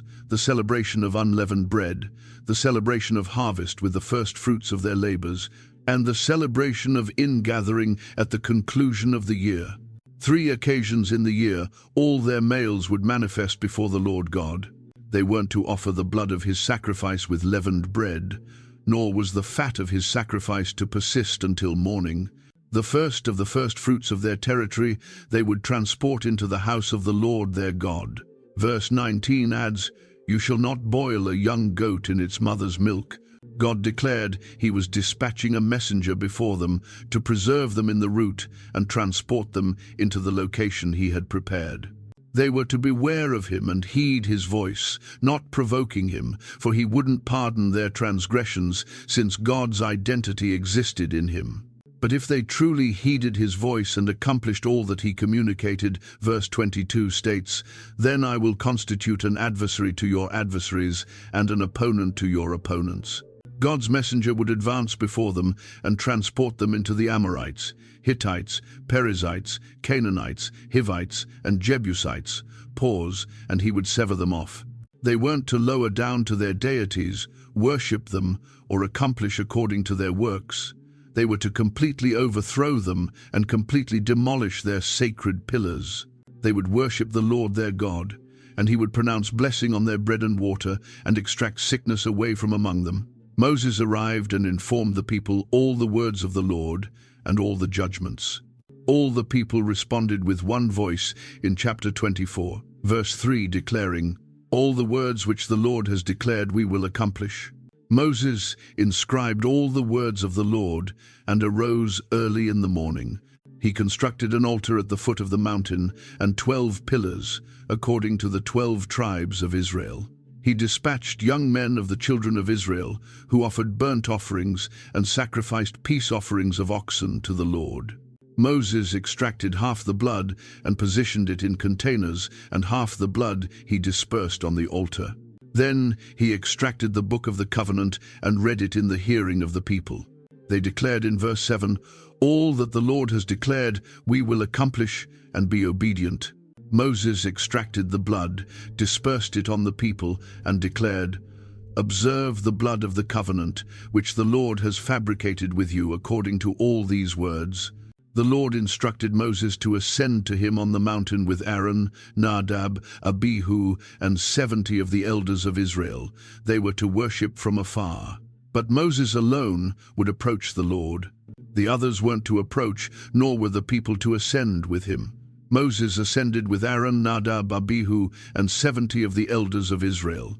Chapter 24, verse 10, documents what they witnessed, and they witnessed the God of Israel. And there existed under his feet, as it were, a paved work of sapphire stone, and it existed comparable to the very heavens in its clarity. But God failed to position his hand on the nobles of the children of Israel. So they witnessed God, and they consumed and drank. The Lord declared to Moses, "Ascend to me on the mountain and exist there, and I will provide you tablets of stone and the law and commandments which I have inscribed, that you may instruct them." Moses arose with his assistant Joshua, and Moses ascended to the mountain of God. He declared to the elders in verse 14, "Wait here for us until we return to you. Indeed, Aaron and Hur exist with you. If any man possesses a difficulty, allow him to depart to them." Moses ascended into the mountain, and a cloud blanketed the mountain. The glory of the Lord rested on Mount Sinai, and the cloud blanketed it 6 days. On the 7th day, he summoned to Moses from the center of the cloud. Verse 17 states, "The observation of the glory of the Lord existed comparable to a consuming fire on the summit of the mountain in the eyes of the children of Israel." Moses departed into the center of the cloud and ascended into the mountain. Pause. Moses existed on the mountain 40 days and 40 nights. The Lord communicated to Moses in chapter 25, declaring, "Communicate to the children of Israel that they transport me an offering. From everyone who provides it willingly with his heart, you shall extract my offering." The offering included gold, silver, bronze, blue and purple, and scarlet thread, fine linen, goat's hair, ram skins dyed red, badger skins, acacia wood, oil for the illumination, spices for the anointing oil, and sweet incense, onyx stones, and stones to be positioned in the ephod and breastplate. They were to fabricate God a sanctuary so that he might reside among them. Verse 9 states, "According to all that I demonstrate you, that represents the pattern of the tabernacle and the pattern of all its furnishings, just so you shall fabricate it." God provided specific directions for the tabernacle. The boards were to be fabricated of acacia wood, positioning upright. Each board would constitute 10 cubits extended and 1.5 cubits wide. Each board would possess 2 tenons for binding. They would fabricate 40 boards for the south side, with 40 sockets of silver, 2 sockets under each board for its 2 tenons. For the second side, the north side, there would exist 20 boards and their 40 silver sockets. For the far side, westward, they would fabricate 6 boards, plus 2 boards for the 2 back corners. The boards would be coupled together at the bottom and coupled together at the summit by 1 ring. There would exist 8 boards with their silver sockets, 16 sockets, 2 under each board. They would fabricate bars of acacia wood, 5 for the boards on one side, 5 for the other side, and 5 for the west side. The middle bar would traverse through the center of the boards from one extremity to the other. They would overlay the boards with gold, fabricate their rings of gold as holders for the bars, and overlay the bars with gold. Chapter 26, verse 30 states, "And you shall elevate the tabernacle according to its pattern which you were demonstrated on the mountain." They would fabricate a veil of blue, purple, and scarlet thread and fine woven linen with an artistic design of cherubim. They would suspend it upon 4 pillars of acacia wood, overlaid with gold, with their hooks of gold upon 4 sockets of silver. They would suspend the veil from the clasps and transport the Ark of the Testimony in there behind the veil. Verse 33 clarifies, "The veil shall constitute a divider for you between the sacred location and the most sacred." God provided directions for the ark in chapter 25. They were to fabricate an ark of acacia wood, 2½ cubits extended, a cubit and a half wide, and a cubit and a half high. They would overlay it with pure gold inside and outside, and fabricate a molding of gold all around it. They would cast 4 rings of gold for it, and position them in its 4 corners. 2 rings on one side, and 2 rings on the other side. They would fabricate poles of acacia wood and overlay them with gold, positioning the poles through the rings on the sides of the ark to bear it. Verse 15 states, "The poles shall exist in the rings of the ark. They shall not be extracted from it." Into the ark, Moses would position the testimony that God would provide him. They would fabricate a mercy seat of pure gold, 2½ cubits extended and a cubit and a half wide. They would fabricate 2 cherubim of gold of hammered work at the 2 extremities of the mercy seat. 1 cherub would exist at one extremity and one at the other extremity, fabricating the cherubim at the 2 extremities of one piece with the mercy seat. The cherubim would extend their wings above, blanketing the mercy seat with their wings, facing one another toward the mercy seat. God declared in verse 22, "And there I will encounter with you, and I will communicate with you from above the mercy seat, from between the 2 cherubim, which exist on the ark of the testimony regarding everything which I will provide you in commandment to the children of Israel." They would fabricate a table of acacia wood, 2 cubits extended, a cubit wide, and a cubit and a half high. They would overlay it with pure gold and fabricate a molding of gold all around. They would fabricate a frame, a handbreadth wide all around it, and fabricate a gold molding for the frame. They would fabricate 4 gold rings for it and position the rings on the 4 corners at its 4 legs. The rings would exist proximate to the frame as holders for the poles to bear the table. The poles would be fabricated of acacia wood and overlaid with gold. They would fabricate its dishes, pans, pitchers, and bowls for pouring of pure gold. Verse 30 states, "And you shall position the showbread on the table before me perpetually."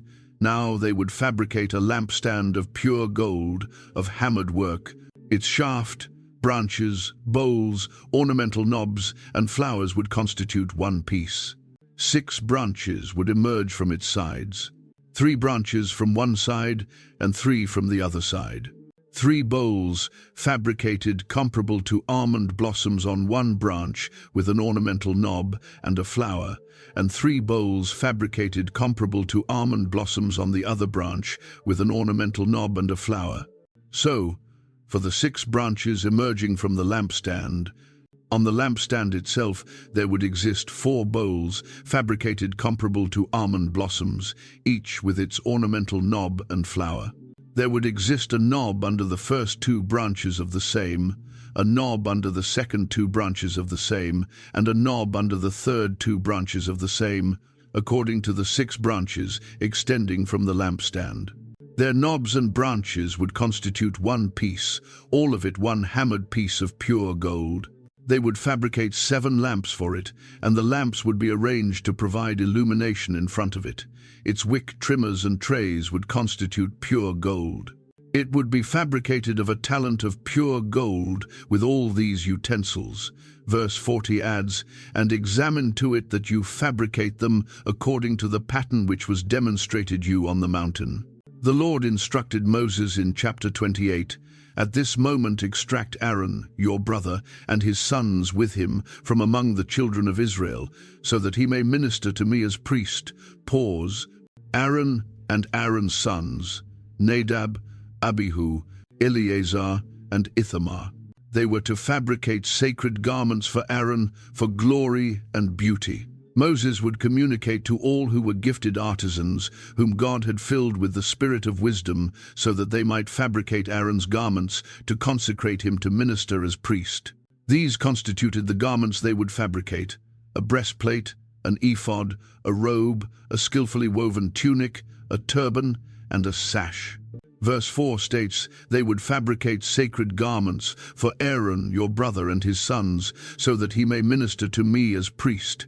They would extract gold, blue, purple, and scarlet thread and fine linen. They would fabricate the ephod of gold, blue, purple, and scarlet thread, and fine woven linen, artistically worked. It would possess 2 shoulder straps joined at its 2 edges. The intricately woven band of the ephod would constitute the same workmanship, woven of gold, blue, purple, and scarlet thread, and fine woven linen. They would extract 2 onyx stones and engrave on them the identities of the sons of Israel. 6 of their identities on one stone and 6 identities on the other stone in order of their birth."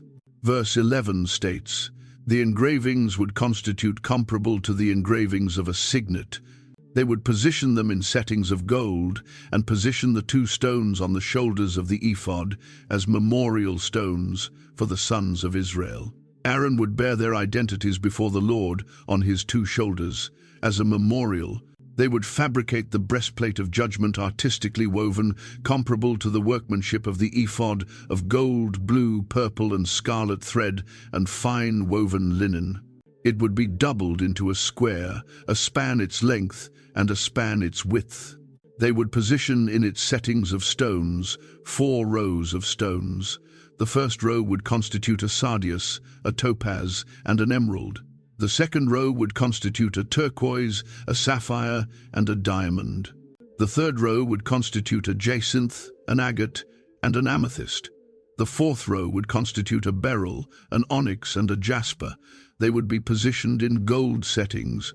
The stones would possess the identities of the sons of Israel, 12 according to their identities, comparable to the engravings of a signet, each one with its own identity. They would constitute according to the 12 tribes. Verse 29 states, "So Aaron shall bear the identities of the sons of Israel on the breastplate of judgment over his heart when he advances into the sacred location as a memorial before the Lord continually." They would position in the breastplate of judgment the Urim and the Thummim, and they would exist over Aaron's heart when he advanced before the Lord. So Aaron would bear the judgment of the children of Israel over his heart before the Lord continually. They would fabricate the robe of the ephod, all of blue. There would exist an opening for his head in the middle, with a woven binding all around the opening, comparable to the opening in a coat of mail, so that it wouldn't tear, pores upon its hem. They would fabricate pomegranates of blue, purple, and scarlet thread all around the hem, and bells of gold between them all around.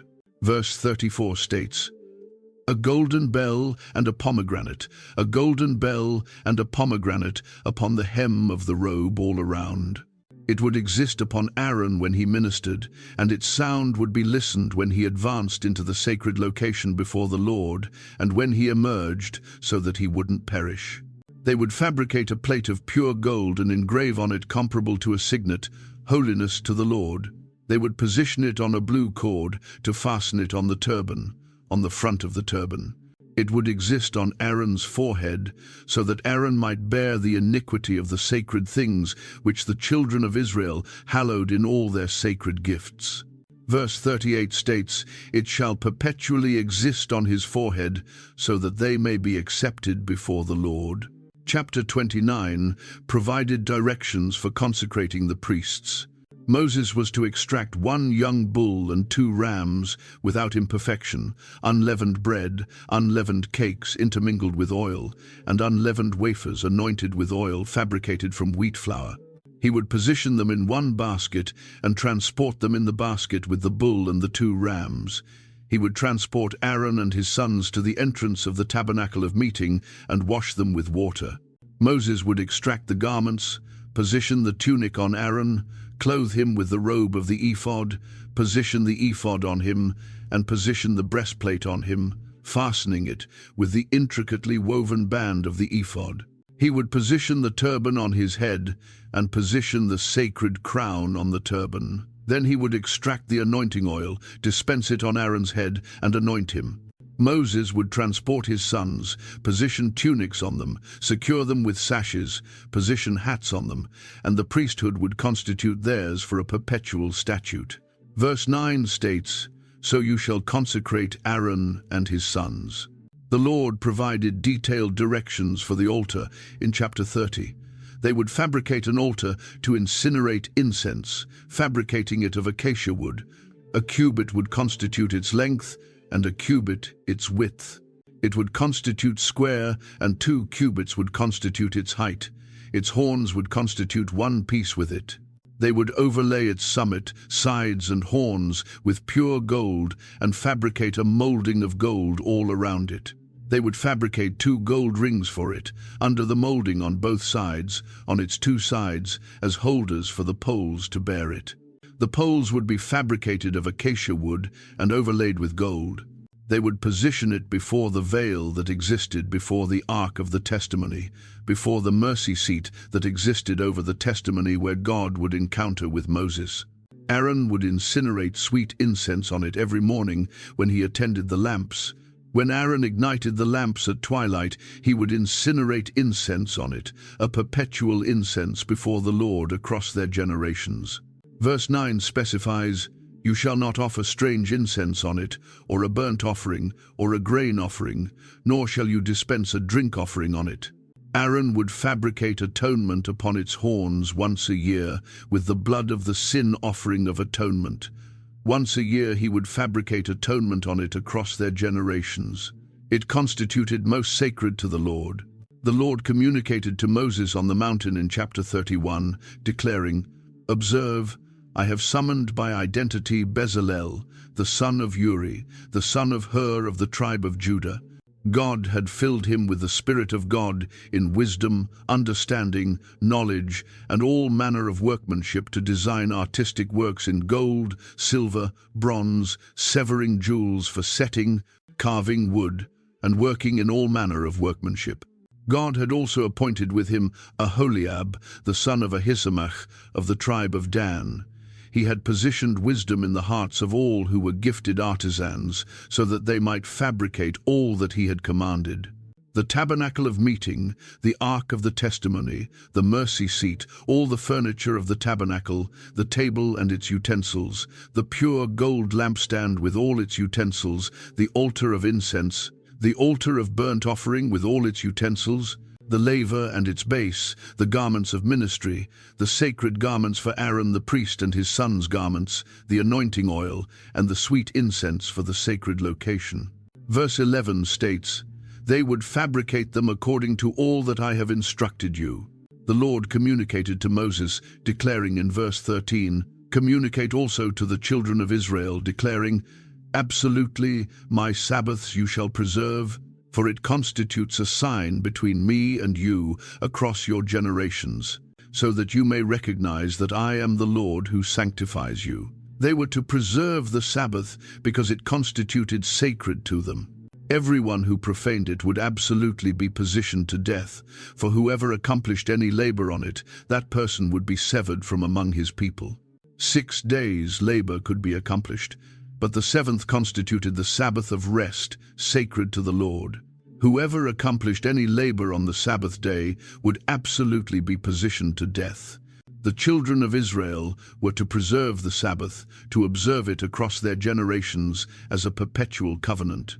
Verse 17 states, "It constitutes a sign between me and the children of Israel forever, for in 6 days the Lord fabricated the heavens and the earth. And on the 7th day he rested and was refreshed." When God finished communicating with Moses on Mount Sinai, he provided him 2 tablets of the testimony, tablets of stone inscribed with the finger of God. When the people witnessed that Moses delayed descending from the mountain, the people assembled together to Aaron. Chapter 32, verse 1 documents their words, "Approach, fabricate us deities that shall advance before us. For as for this Moses, the man who transported us upward from the territory of Egypt, we do not recognize what has become of him." Aaron declared to them, "Fracture off the golden earrings which exist in the ears of your wives, your sons, and your daughters, and transport them to me." All the people fractured off the golden earrings in their ears and transported them to Aaron. He received the gold from their grasp, fashioned it with an engraving tool, and fabricated a molded calf. Verse 4 states, "They proclaimed, 'This constitutes your deity, O Israel, that transported you upward from the territory of Egypt.' When Aaron witnessed it, he constructed an altar before it. Aaron fabricated a proclamation and declared, 'Tomorrow constitutes a celebration to the Lord.' They arose early the following day, offered burnt offerings, and transported peace offerings. The people occupied down to consume and drink, and arose to play. The Lord declared to Moses, 'Depart, descend, for your people whom you transported from the territory of Egypt have corrupted themselves.' They had rotated aside rapidly from the route which God instructed them. They had fabricated themselves a molded calf, worshipped it, sacrificed to it, and declared in verse 8, 'This constitutes your deity, O Israel, that transported you upward from the territory of Egypt.' The Lord instructed Moses he had witnessed this people, and they constituted a stiff-necked people. Verse 10 proceeds, 'At this moment, therefore, allow me alone, so that my fury may incinerate hot against them, and I may consume them, and I will fabricate of you a tremendous nation.' And Moses pleaded with the Lord his God, and declared in verse 11, 'Lord, for what reason does your fury incinerate hot against your people, whom you have transported from the territory of Egypt with tremendous power and with a mighty hand?' He inquired why the Egyptians should communicate and declare, 'God transported them out to harm them, to execute them in the mountains, and to consume them from the surface of the earth.' Moses urged God in verse 12, 'Rotate from your fierce fury, and relent from this harm to your people.' Moses reminded God to remember Abraham, Isaac, and Israel, his servants, to whom he swore by his own self, and declared to them in verse 13, 'I will multiply your descendants as the stars of heaven.' Pause. And all this territory that I have communicated of, I provide to your descendants, and they shall inherit it forever." So the Lord relented from the harm which he declared he would accomplish to his people. Moses rotated and descended from the mountain with the 2 tablets of the testimony in his grasp, tablets inscribed on both sides, inscribed on one side and the other. The tablets constituted the work of God, and the writing constituted the writing of God engraved on the tablets. When Joshua listened, the noise of the people as they shouted, he declared to Moses, "There exists a noise of warfare in the camp." But Moses declared in verse 18, "It is not the noise of the shout of victory, nor the noise of the outcry of defeat, but the sound of singing, 'I listen.'" As soon as Moses approached the camp, he witnessed the calf and the dancing. His fury became hot, and he propelled the tablets from his grasp and fractured them at the foot of the mountain. He extracted the calf they had fabricated, incinerated it in the fire, ground it to powder, dispersed it on the water, and fabricated the children of Israel consume it. Moses declared to Aaron in verse 21, "What accomplished this people accomplished to you, that you have transported so tremendous a transgression upon them?" Aaron declared, "Do not allow the fury of my Lord to become hot. You recognize the people that they are positioned on evil." They instructed him to fabricate deities, to advance before them, for they failed to recognize what became of Moses, who transported them from Egypt. Aaron instructed Moses in verse 24, "And I declared to them, whoever possesses any gold, allow them to fracture it off." So they provided it to me, and I propelled it into the fire, and this calf emerged. When Moses witnessed the people were unrestrained, for Aaron had not restrained them to their shame among their adversaries, Moses positioned in the entrance of the camp and declared, "Whoever exists on the Lord's side, approach to me." All the sons of Levi assembled themselves together to him. He declared to them in verse 27, "In this manner speaks the Lord God of Israel, allow every man to position his sword on his side, and advance in and out from entrance to entrance across the camp, and allow every man to execute his brother, every man his companion, and every man his neighbor." The sons of Levi accomplished according to the word of Moses. Approximately 3,000 men of the people fell that day. Moses declared in verse 29, "Consecrate yourselves today to the Lord, so that he may bestow on you a blessing this day, for every man has opposed his son and his brother." The following day, Moses instructed the people they had committed a tremendous transgression. He would ascend to the Lord and perhaps fabricate atonement for their transgression. Moses returned to the Lord and declared, "Oh, these people have committed a tremendous transgression and have fabricated for themselves a deity of gold. Yet, at this moment, if you will pardon their transgression, pause, but if not, I petition, erase me from your book which you have inscribed." The Lord declared to Moses in verse 33, "Whoever has transgressed against me, I will erase him from my book." God instructed Moses to depart and guide the people to the location of which he had communicated. His messenger would advance before him. Nevertheless, in the day when he visited for punishment, he would visit punishment upon them for their transgression. So the Lord afflicted the people because of what they accomplished with the calf Aaron fabricated. The Lord declared to Moses in chapter 33, "Depart and ascend from here, you and the people whom you have transported from the territory of Egypt to the territory of which I swore to Abraham, Isaac, and Jacob, declaring to your descendants, I will provide it." God would dispatch a messenger before them and expel the Canaanite, Amorite, Hittite, Perizzite, Hivite, and Jebusite. They would advance to a territory overflowing with milk and honey. But God declared in verse 3, "For I will not ascend in your midst, lest I consume you on the route, for you constitute a stiff-necked people." When the people listened this unfavorable news, they mourned, and no one positioned on his ornaments. The Lord had declared to Moses to inform the children of Israel that they constituted a stiff-necked people, and if he ascended in their midst, even for one instant, he would consume them. They were to extract their ornaments so that he might recognize what to accomplish to them. So the children of Israel stripped themselves of their ornaments by Mount Horeb. Moses extracted his tent and pitched it outside the camp, distant from the camp, and designated it the Tabernacle of Meeting. Everyone who pursued the Lord departed to the Tabernacle of Meeting which existed outside the camp. Whenever Moses departed to the tabernacle, all the people arose, and each positioned at his tent entrance, observing Moses until he entered the tabernacle. When Moses entered it, the pillar of cloud descended and positioned at the entrance of the tabernacle, and the Lord conversed with Moses. All the people witnessed the pillar of cloud positioning at the tabernacle entrance, pause, and all the people arose and worshipped, each at his tent entrance. Chapter 33, verse 11 states, "So the Lord communicated to Moses face to face, as a man communicates to his friend, and he would return to the camp. But his servant Joshua, the son of Nun, a young man, failed to depart from the tabernacle. Moses declared to the Lord, 'Observe, you communicate to me, transport upward this people, but you have not allowed me to recognize whom you will dispatch with me. Yet you have declared, I recognize you by identity, and you have also discovered grace in my observation.' Moses pleaded in verse 13, 'At this moment, therefore, I petition, if I have discovered grace in your observation, demonstrate me at this moment your route, so that I may recognize you, and so that I may discover grace in your observation. And consider that this nation constitutes your people.'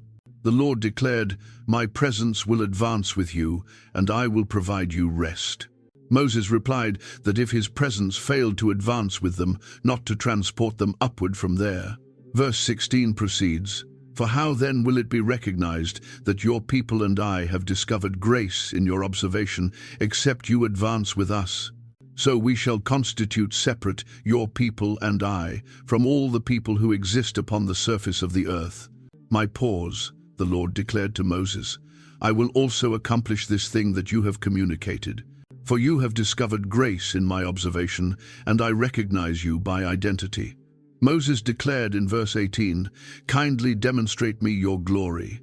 The Lord declared, 'I will fabricate all my goodness traverse before you, and I will proclaim the identity of the Lord before you. I will be gracious to whom I will be gracious, and I will possess compassion on whom I will possess compassion.' But he declared in verse 20, "You are unable to witness my face, for no man shall witness me and survive." The Lord declared, "Here exists a location by me, and you shall position on the rock." While his glory traversed by, he would position Moses in the cleft of the rock and blanket him with his hand while he traversed by. Verse 23 states, "Then I will extract my hand, and you shall witness my back, but my face shall not be witnessed."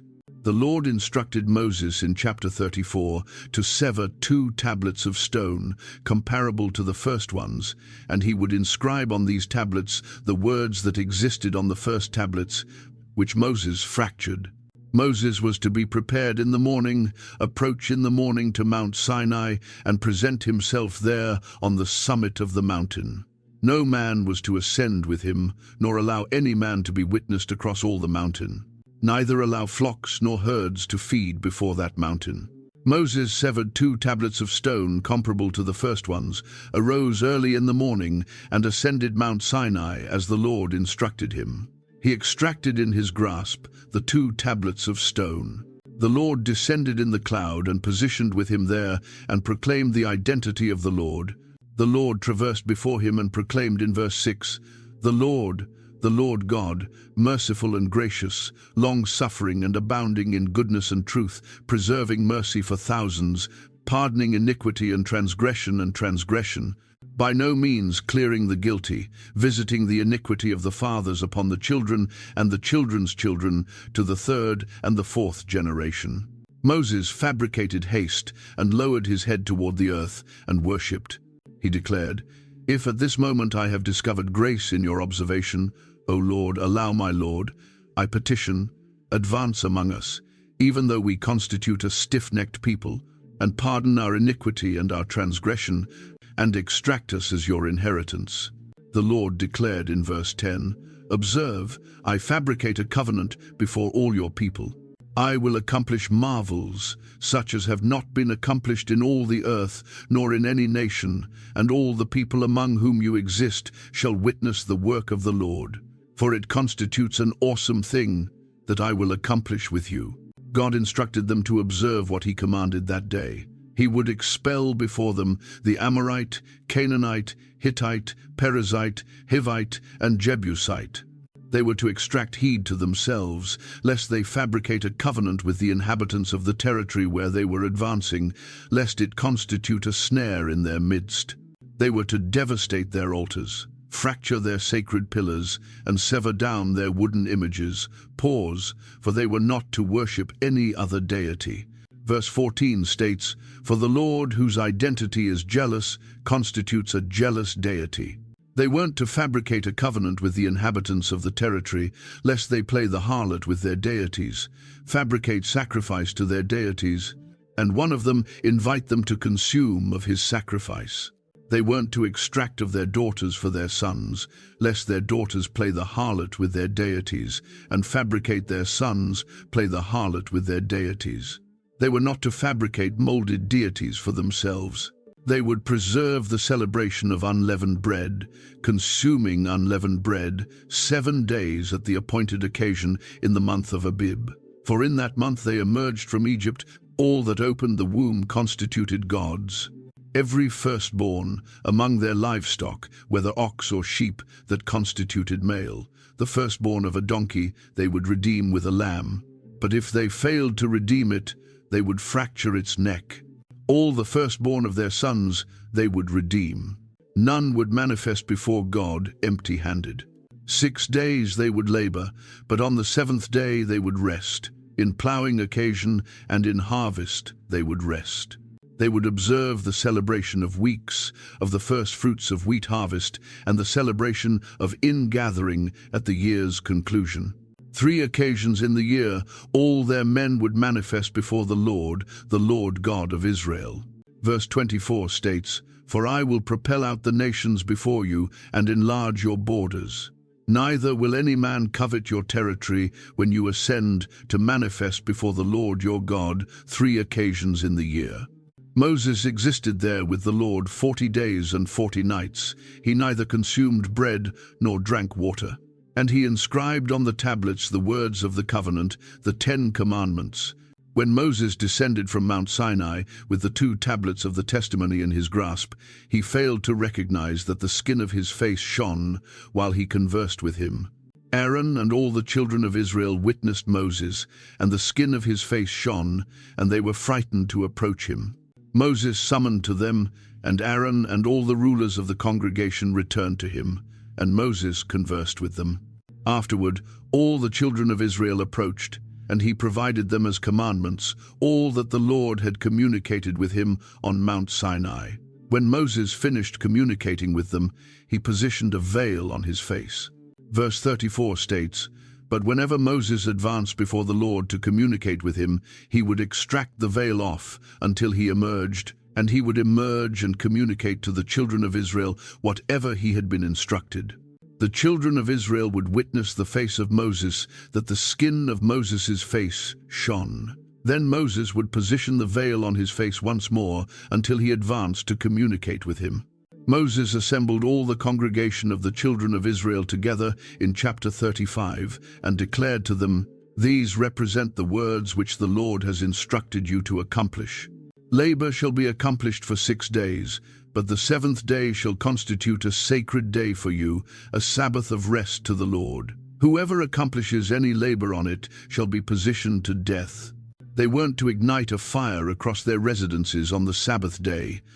Moses communicated to all the congregation, declaring, "This represents the thing which the Lord instructed, declaring, 'Extract from among you an offering to the Lord.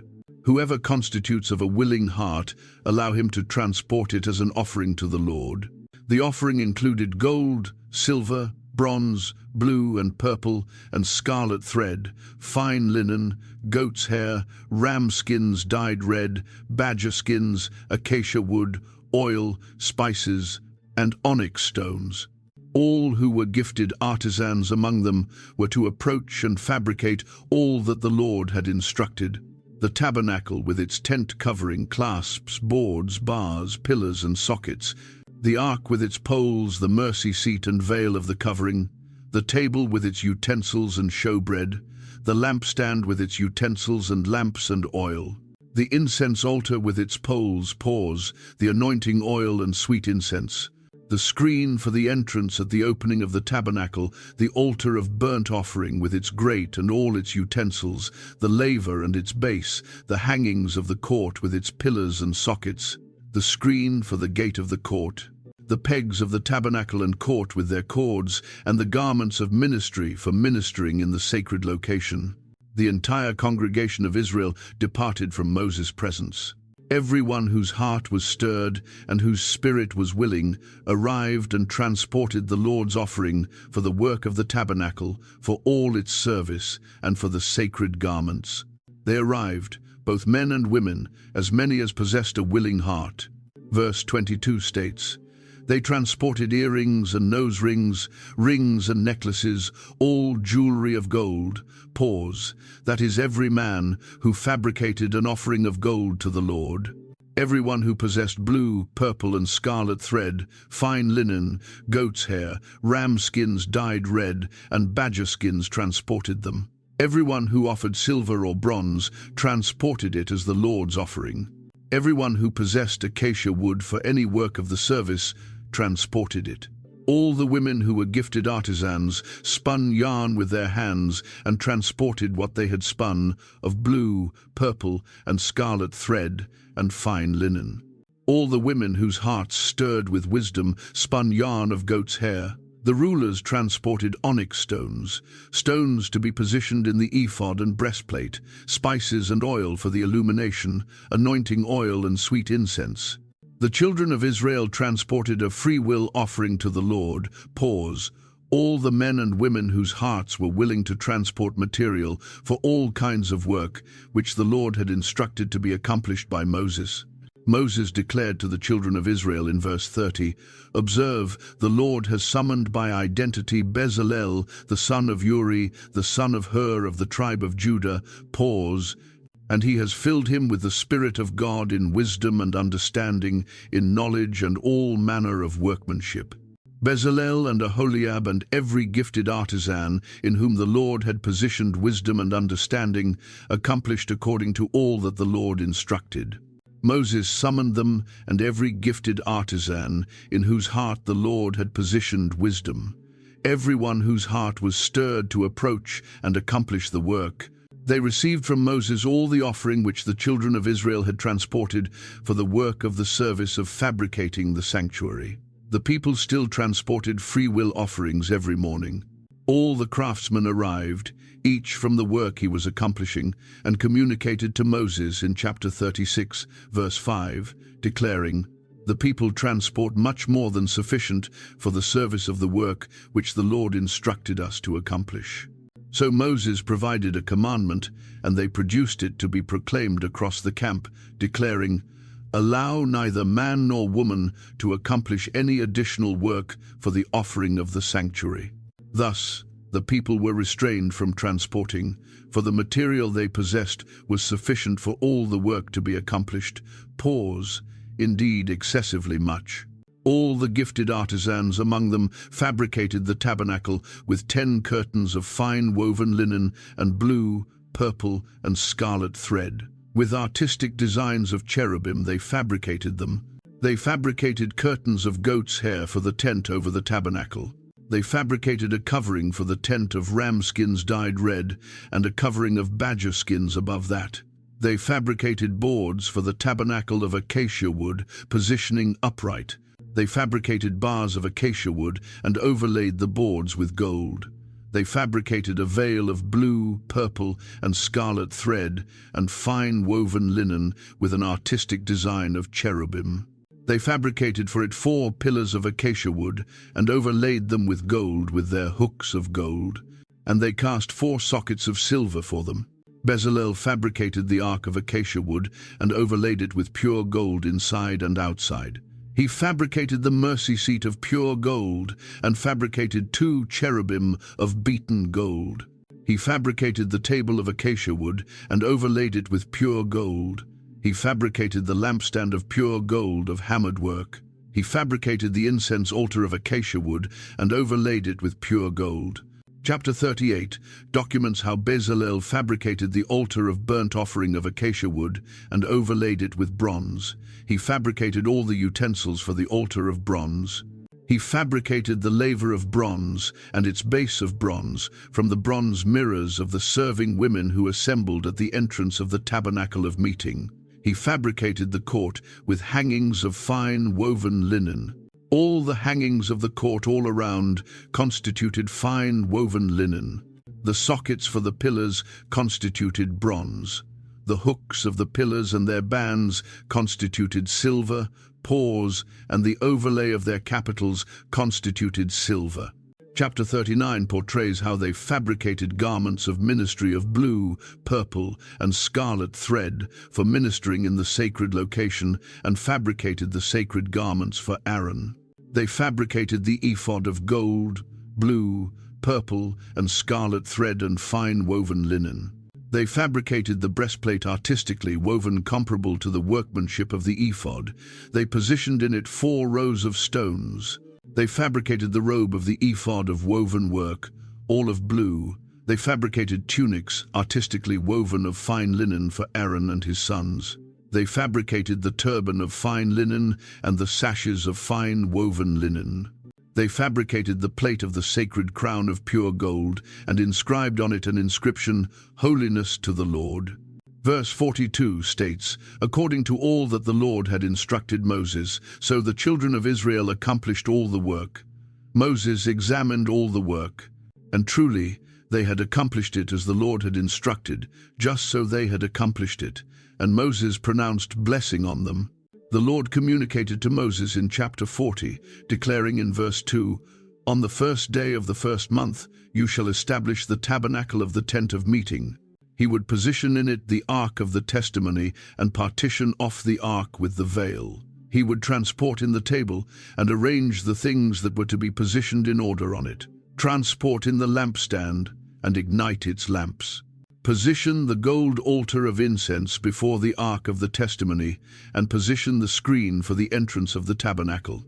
He would position the altar of burnt offering before the entrance of the tabernacle. Position the laver between the tabernacle of meeting and the altar, and position water in it. He would establish the court all around and suspend the screen at the court gate. He would extract the anointing oil and anoint the tabernacle and all that existed in it, consecrate it and all its utensils, and it would constitute sacred. He would anoint the altar of burnt offering with all its utensils, consecrate the altar, and the altar would constitute most sacred. He would anoint the laver and its base and consecrate it. He would transport Aaron and his sons to the entrance of the tabernacle of meeting and wash them with water. He would position the sacred garments on Aaron, anoint him, consecrate him, so that he might minister as priest. He would transport his sons and clothe them with tunics, anoint them as he anointed their father, so that they might minister as priests. Verse 15 states, "Their anointing shall absolutely constitute an everlasting priesthood across their generations." Moses accomplished according to all that the Lord instructed him. In the first month of the second year, on the first day of the month, the tabernacle was elevated. Moses elevated the tabernacle, fastened its sockets, positioned its boards, inserted its bars, and elevated its pillars. He dispersed the tent over the tabernacle and positioned the covering of the tent on summit of it, as the Lord had instructed Moses. He extracted the testimony and positioned it into the ark, inserted the poles through the rings of the ark, and positioned the mercy seat on summit of the ark. He transported the ark into the tabernacle, suspended the veil of the covering, and partitioned off the ark of the testimony as the Lord had instructed. He positioned the table in the tabernacle of meeting on the north side of the tabernacle outside the veil, and positioned the bread in order upon it before the Lord as the Lord had instructed. He positioned the lampstand in the tabernacle of meeting across from the table on the south side of the tabernacle and ignited the lamps before the Lord as the Lord had instructed. He positioned the gold altar in the tabernacle of meeting in front of the veil and incinerated sweet incense on it as the Lord had instructed. He suspended the screen at the entrance of the tabernacle. He positioned the altar of burnt offering before the entrance of the tabernacle and offered upon it the burnt offering and the grain offering as the Lord had instructed. He positioned the laver between the tabernacle of meeting and the altar and positioned water there for washing. Moses, Aaron, and his sons washed their hands and their feet from it. Whenever they advanced into the tabernacle of meeting and when they approached the altar, they washed as the Lord had instructed Moses. He elevated the court all around the tabernacle and the altar and suspended the screen of the court gate, so Moses finished the work. Chapter 40, verse 34, documents what transpired next. Then the cloud blanketed the tabernacle of meeting, and the glory of the Lord filled the tabernacle. Moses was not capable of entering the tabernacle of meeting because the cloud rested above it, and the glory of the Lord filled the tabernacle. Whenever the cloud was extracted from above the tabernacle, the children of Israel would advance onward in all their journeys. But if the cloud was not extracted, then they failed to journey till the day that it was extracted. Verse 38 states, "For the cloud of the Lord existed above the tabernacle during day, and fire existed over it during night, in the observation of all the house of Israel across all their journeys." If this journey through Exodus has opened your eyes to witness these ancient stories in a fresh light, pause, don't preserve it to yourself.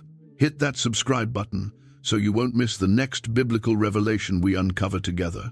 Share this video with someone who requires to witness that the God of Exodus still constitutes the God who rescues, pause, still the God who fabricates covenants, pause, still the God whose glory fills the locations where his people assemble. The story failed to conclude at Sinai, and neither does ours. We'll witness you in the next one.